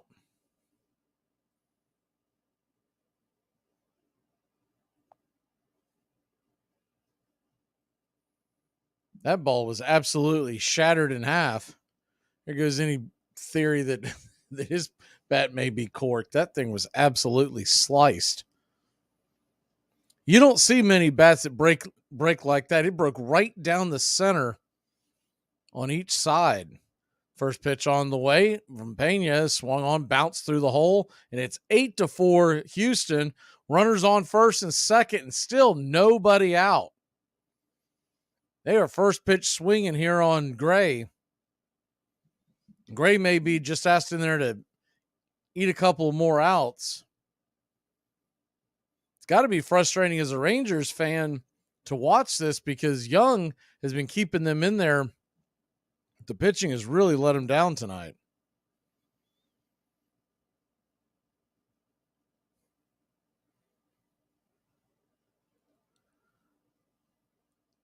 He just went against the grain on that pitch. They are out there talking to him, but I do believe they're going to keep him in there. Appears to be Maddox going out there to talk to him, the pitching coach. Typically, it would be Bochy out there if they were going to yank him. So runners on first and second, nobody out.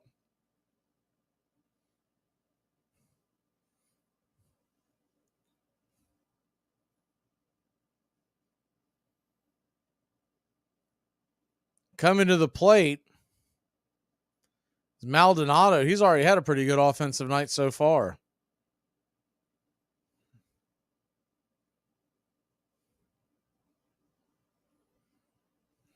Martin Maldonado, 2 for 3 with 2 singles, a run scored, 2 RBIs. The first pitch on the way. He tries to drop down a bunt, bangs it off the plate, foul. It's 0-1.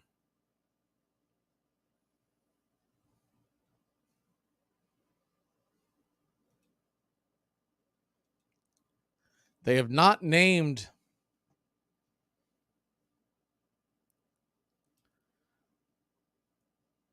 a starting pitcher for either team in game 4. The 0-1 pitch tries to bunt that one, misses it, might have got a piece of it. Either way, it went foul. It's 0-2.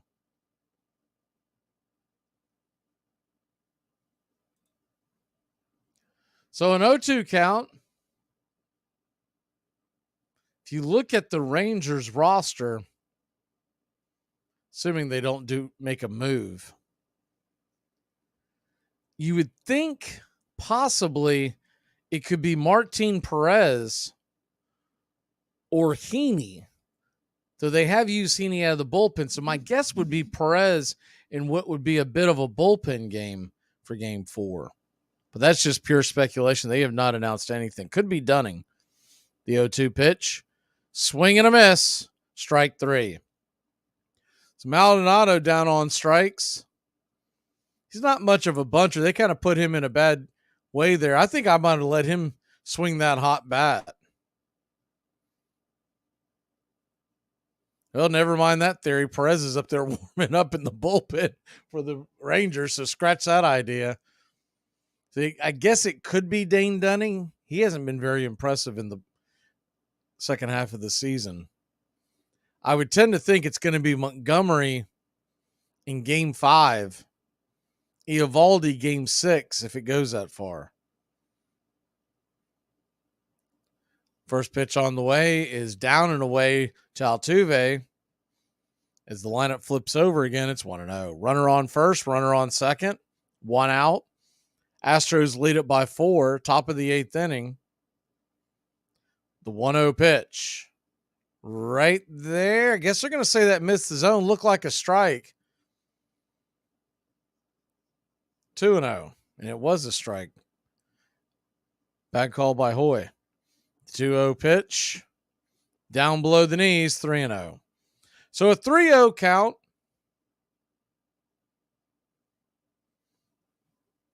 That tells me that unless Montgomery's going on short rest tomorrow, they must be thinking either Heaney or Dunning.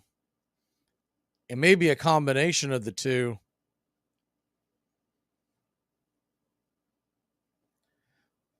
The 3-0 pitch is bang foul, 3-1. Runner on first and second, 1 out.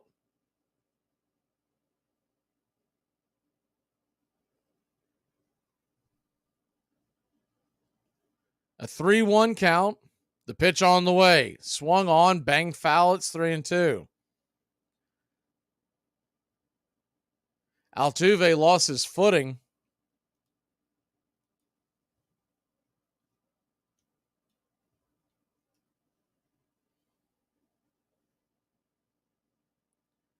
You got a full count to Altuve. Runner on first and second. He's 2 for 4 tonight and went yard. The pitch on the way. Swing, and that ball's rifled, backhanded by the shortstop. Good play by Seager. Taking the momentum, taking him to left field. He flips the ball to Josh Young covering third, and it'll be a fielder's choice in your scorecard, but a nifty play by Corey Seager. They were sitting in double play depth. He had a long way to go. The webbing of his glove barely held on to that one. He fired it over to Young, and Young on the run, backpedaling, had to catch the ball and then find the base, step on it to get the force out. So they're going to head to the bullpen once again. Runners on first and second, 2 outs, and the left-hander is coming out of the pen. We'll be back in a flash. This one ain't quite over yet. American League Championship Series, game number 3.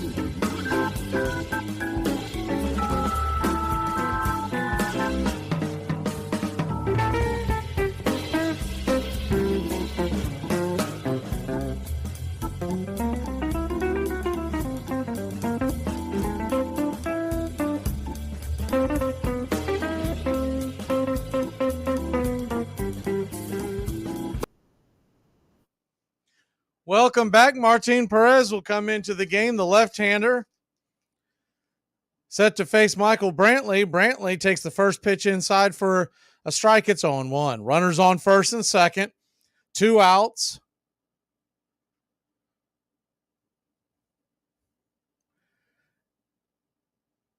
The lefty-lefty matchup. Perez, the southpaw, delivers. Swing, and that ball is rifled over to second. It's an atom ball and a 4-3 put out to end the inning.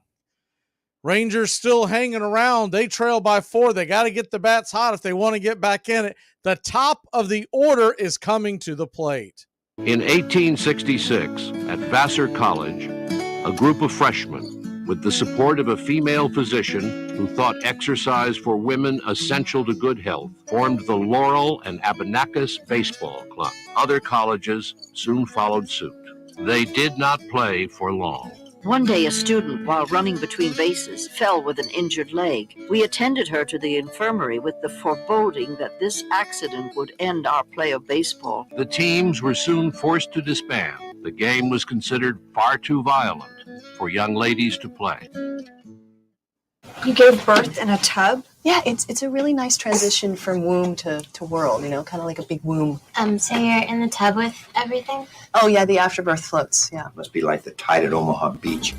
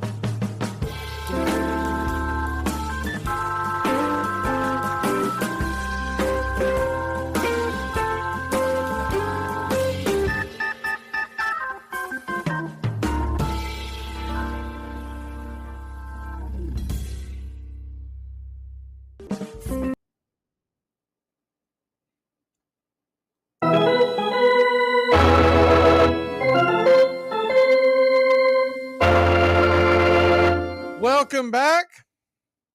Braves Country Radio presenting the American League Championship Series. As y'all listen on radio, if you want to follow us over on YouTube, we're at youtube.com/@Braves Country. First pitch on the way from the new pitcher. Abreu misses high and out of the zone to Marcus Semien. Top of the order for the Rangers, it's 1-0. The 1-0 pitch just misses high and wide. It's 2-0. Tell Maldonado, the hind catcher, did not like that call. He paused for a second before he threw it back to the big right-hander from Houston. The 2-0 pitch, high and outside, 97 miles an hour. It's now 3-0. So a 3-0 count. Corey Seager stands on deck. Righty-righty matchup delivers. Fastball right down the pipe, over the plate, taken all the way with Semien. It's 3-1. Semien just trying to find a way to get on. He knows his run doesn't really matter. He just got to cause traffic. 3-1 pitch, high and inside, ball 4. So he'll head on down to first.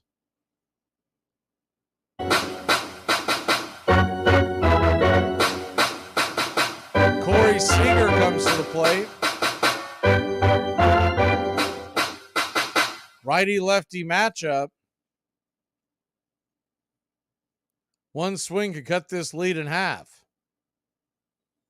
Semien on first. The first pitch on the way. Swung on. He swings at the very first pitch again. Pops it up. Easy out. And all in all, Corey Seager, one of the better batters in the American League, has been an easy out all night long. He's been swinging early and often and popping the ball up. Really uncharacteristic of Seager. The times we've seen him in the playoffs back when he was with the Dodgers, he was usually a very difficult out. So that'll bring Carter to the plate. Evan Carter, the rookie, takes the first pitch inside. Looked like it missed it by a touch, but called for an inside strike by home plate umpire James Hoy. It's 0-1. They might have got the call with the good frame by Maldonado. The 0-1, righty-lefty matchup. Pitch on the way, swing and a miss. At the slider down around the knees, it's 0-2. So Carter down 0-2. Runner on first, one out.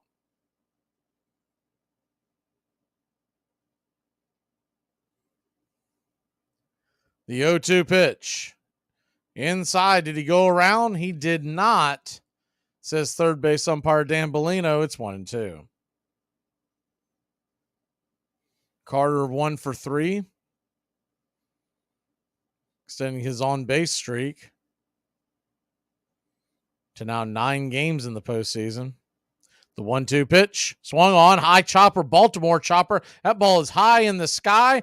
And a very quick flip by Abreu will get the out at first. I am surprised he got that ball over there in time. A nifty, almost Dan Marino type release. Very quick. He just had to get that ball out of his glove. And to be that accurate with that much mustard on it, pretty nifty play by Altuve. And there's one away. Carter runs pretty well, and that was a high chopper. Usually one of those ones that doesn't come down in time.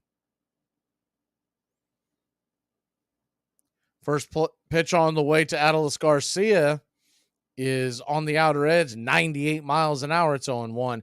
On the play, Simeon goes first to second, but there are 2 out.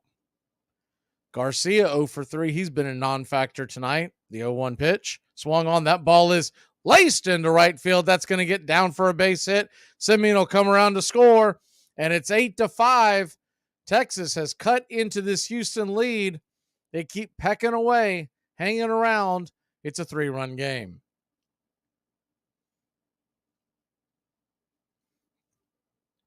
Good piece of hitting there by Garcia. Heater on the outside, and he just poked it against the shift. They were playing him to pull, and he shot it in between first and second. Tucker had no chance of getting Simeon coming around to score.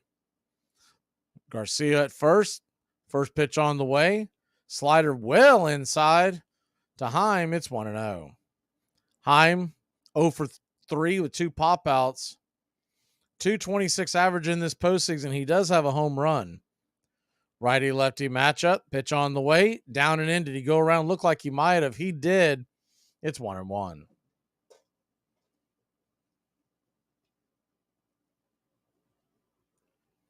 Standing on deck is Mitch Garver. They can keep it going. The 1-1 down below the knees over the plate. It's 2-1. 100 miles an hour by Abreu. So a 2-1 count. Garcia at first. 2 outs. The pitch on the way. Swing and a miss. Came out of his shoes on a pitch that was out of the zone. 98 up top off the edge. It's 2-2. The deuce is wild. A 2-2 count, 2 outs. Heim knows he chased one too. The look on his face after he swung at that pitch that was well out of the zone. The 2-2.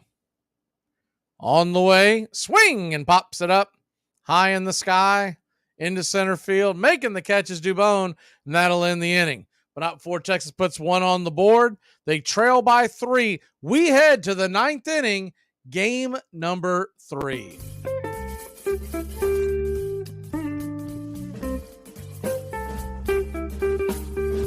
One afternoon on the Brooklyn waterfront, a boy named William Cummings, known to his friends as Candy, noticed that he could make a clamshell curve when he hurled it through the air. and began to wonder if he might be able to do the same thing one day. One afternoon on the Brooklyn waterfront, a boy named William Cummings, known to his friends as Candy, noticed that he could make a clamshell curve when he hurled it through the air, and began to wonder if he might be able to do the same thing one day with a baseball. In April 1867, now pitching for the Brooklyn Excelsiors, Candy Cummings tried out his new pitch. Though it was outlawed, everyone started throwing the curveball. Purists were appalled. This is crazy. You want me to hit you? That's right. What, like in the face? Surprise me. This is so stupid. Oh, you hit me in the ear. Well, Jesus, I'm sorry. Ow! Why the ear, man?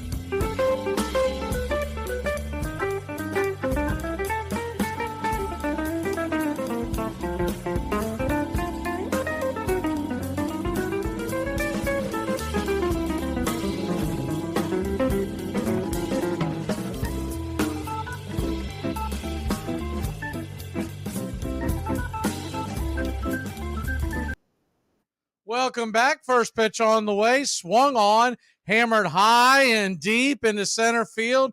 Going back on the track at the wall, making the catches. Tavares, man, has he been busy tonight for a long, loud, out number one. Holy cannoli, was that a heck of a... I mean, he has been at the wall. He's, for those of y'all who may not have been here earlier, he stole a home run from Jordan Alvarez, who takes the first pitch down below the knees for a ball. It's 1-0. Literally went over the wall and stole one. The 1-0 pitch might have been a little low, called for a strike. Alvarez doesn't like it. It's 1-1. But outside of that, he has been busy tonight. That ball has been flying with the roof open. The 1-1 inside by Perez. It's 2-1. So he's gone sinker, then changeup. Lefty-lefty matchup. The pitch on the way by Perez. Swing, and that ball is hammered down the right field line, but foul. That was scalded. It's 2-2. He did not miss that one, just couldn't keep it straight. That stays fair. It probably curls over the right field wall. The 2-2 to Alvarez. Kicks and deals. Swing and bangs that foul. Hard chopper down the first base line. We'll do it again. I do not know why Perez keeps going inside. He is playing with danger. That can't be the game plan. The first one, they were set up a bit inside. That second one looked like Heim wanted it away. The 2-2 to Alvarez.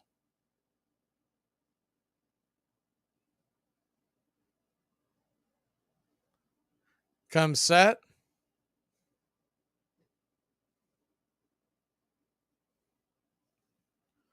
The pitch on the way. Down and in.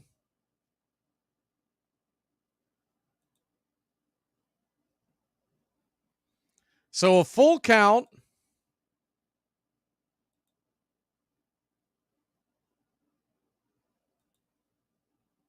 Pitch on the way to Alvarez. That ball is scalded down the right field line. That one is fair. It's into the corner. Quickly on it, making the play and getting it back in is Adolis Garcia. And Alvarez will be held to a really long single. One away.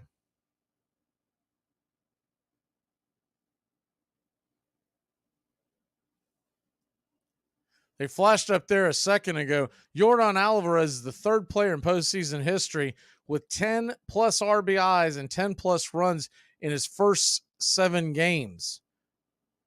Carlos Beltran in 04, Hideki Matsui in 04 as well. First pitch on the way to Abreu. It's right there for a strike. It's 0-1. The 0-1 pitch, swung on, pop back foul. It's 0-2. I don't know if Director's still in here or not, but I know he needed a base hit from Abreu. Ryan Presley is warming up in the bullpen of Houston. The 0-2 pitch, down and in, 1-2. So a 1-2 count. Runner on first, 1 out. Abreu with the double in the 4th and scored a run. The 1-2, swing, fouls it straight back, slaps against the screen behind the backstop. We'll do it again at 1-2. Started him off with a sinker, then went changeup, and then went back to the heat. Back-to-back pitches. So a 1-2 count. Abreu digs in. Lefty-righty matchup, the southpaw deal. Swing and fouls that away. We'll do it again. It's 1-2. These two teams back at it tomorrow night. We'll have pitch-by-pitch, play-by-play of the American League Championship Series. Every game the rest of the way in the entire World Series right here on Braves Country Radio. Rest of the games are 8 o'clock except for Friday for a 5 o'clock start. The 1-2 pitch swung on, pops it up high in the sky. Will it stay in play? Foul territory. Making the catch is low. And there's 2 away.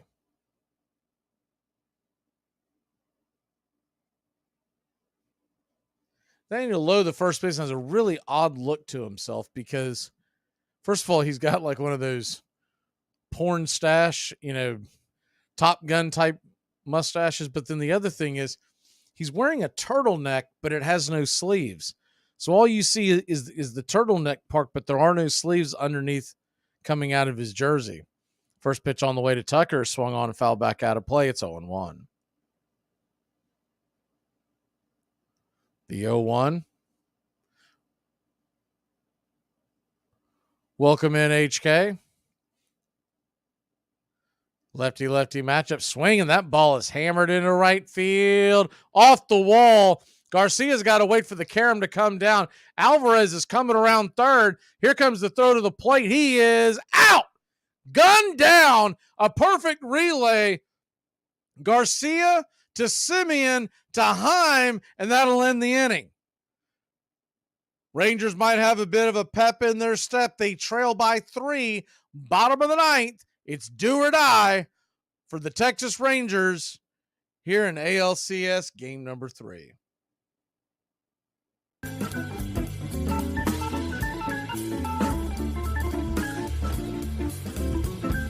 I heard that this year we at Harvard won the baseball championship because we have a pitcher who has a fine curveball. I am further instructed that the purpose of the curveball is to deliberately deceive the batter. Harvard is not in the business of teaching deception. Charles Eliot, president of Harvard College.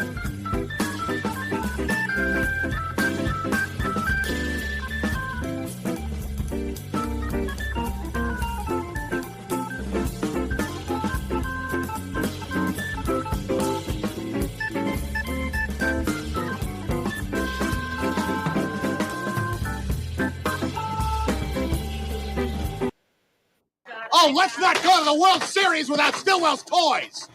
Can you send my baseball? Sure.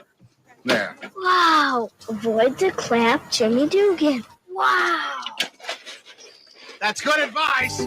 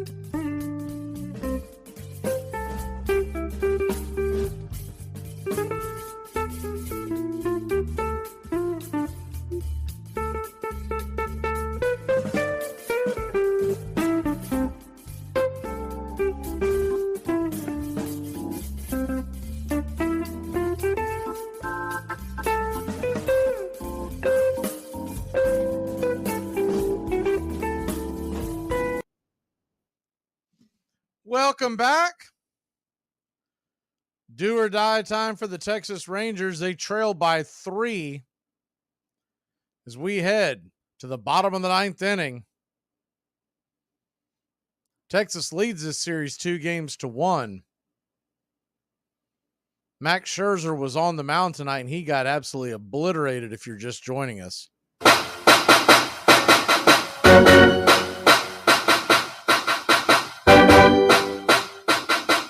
Ryan Presley grabs the ball. He fires the first pitch in there for a strike at the knees to Mitch Garver. It's 0-1.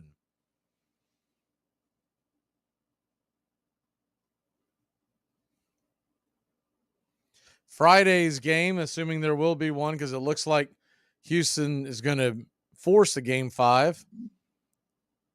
The 0-1 pitch is in the dirt, 1-1. You'll have a 2-hour pregame show. First hour will be now that we're in the Braves off season, we're going back to the Friday picks against the spread on Football Friday, and then we will also have, as the first pitch is swung on, popped up, foul out of play. 1-1 pitch swung, foul out of play. It's 1-2. So we'll get a double dip this week with the game. You got Braves country, talking Atlanta Braves off season, and then you also have the picks against the spread. That all starts 3 o'clock on Friday. The 1-2 pitch misses high. They check down the first baseline. He did not go. It's 2-2. So a 2-2 count to Garver. And of course, those of y'all that watch the Armchair Quarterback show on Saturdays, we'll share it here on Braves Country, but moving it to its own channel to keep people from being so confused by the show showing up on a baseball channel. The 2-2 pitch off the plate wide, 3-2. That channel is now called Armchair QB Radio. I got a buddy who's going to be in Vegas as well. Good luck. You rolling the dice or playing the point spreads. The 3-2 pitch misses outside wide, ball 4. So a good at bat by Garver. He'll head down to first. Nobody out. Low and then Josh Young. Remember, Josh Young's already hit 2 home runs tonight. He's represented 4 of the 5 runs scored by Texas.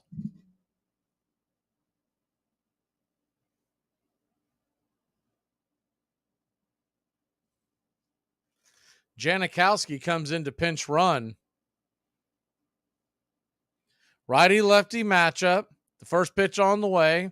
Taken all the way for a strike by Lowe. It's 0-1. Low 2 for 3 with 2 singles, 2 runs.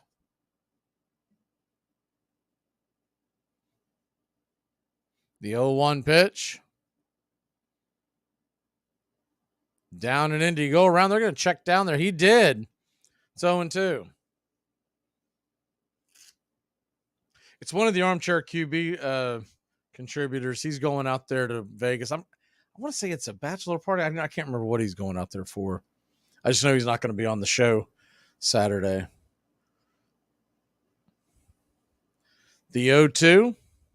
Righty-lefty matchup. Presley looks in, kicks and deals. Swing and a miss, strike 3. So 1 down. Presley 2 outs away from making this a 2-1 series and making it a series. As the Astros desperately needed this win.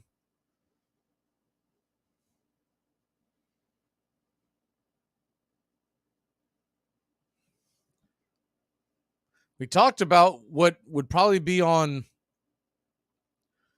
deck for the Rangers, trying to guess what they would do. As far as the Astros and their pitching, first pitch to Young is a swing and a miss strike. It's 0-1. Young is 2 for 3 with 2 home runs, 2 2-run home runs. Tavares stands on deck. The 0-1 pitch, swung on, chopped foul down the third base line. It's 0-2. If you're trying to figure out who they would go to, you've got a couple of options, but none of them. Maybe you're Quiddy. Maybe JP France. He pitched earlier in the series. Hunter Brown has been really iffy.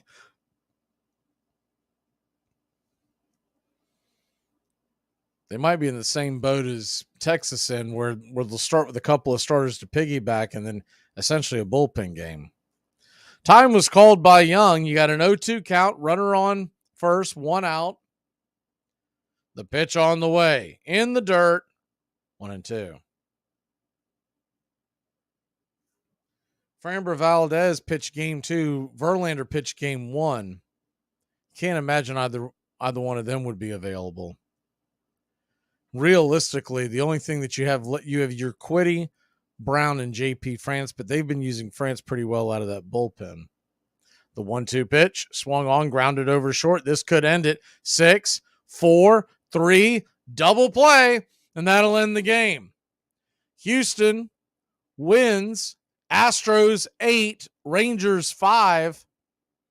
The series is now 2-1, still in favor of the Rangers.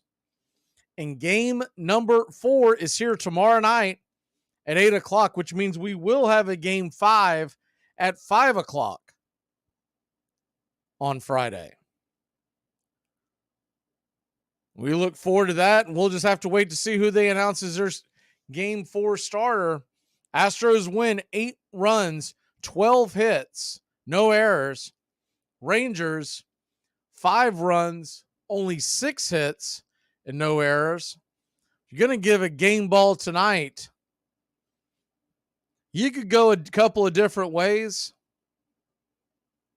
but just because it was kind of out of nowhere and he really kept things going, he got a big hit in the second inning to get the Astros out 3-0. Let's give it to Maldonado. Maldonado went 2 for 4 and had himself a heck of a ball game. The win will go to Javier, the loss to Max Scherzer, and the save to Presley. We will see you tomorrow night. We'll come on about 7 o'clock with the pregame show. Tomorrow night, we're talking NFL lines, and we will see you tomorrow night, 7 o'clock pregame show, 8 o'clock first pitch. Y'all have a great night. Thanks for tuning in.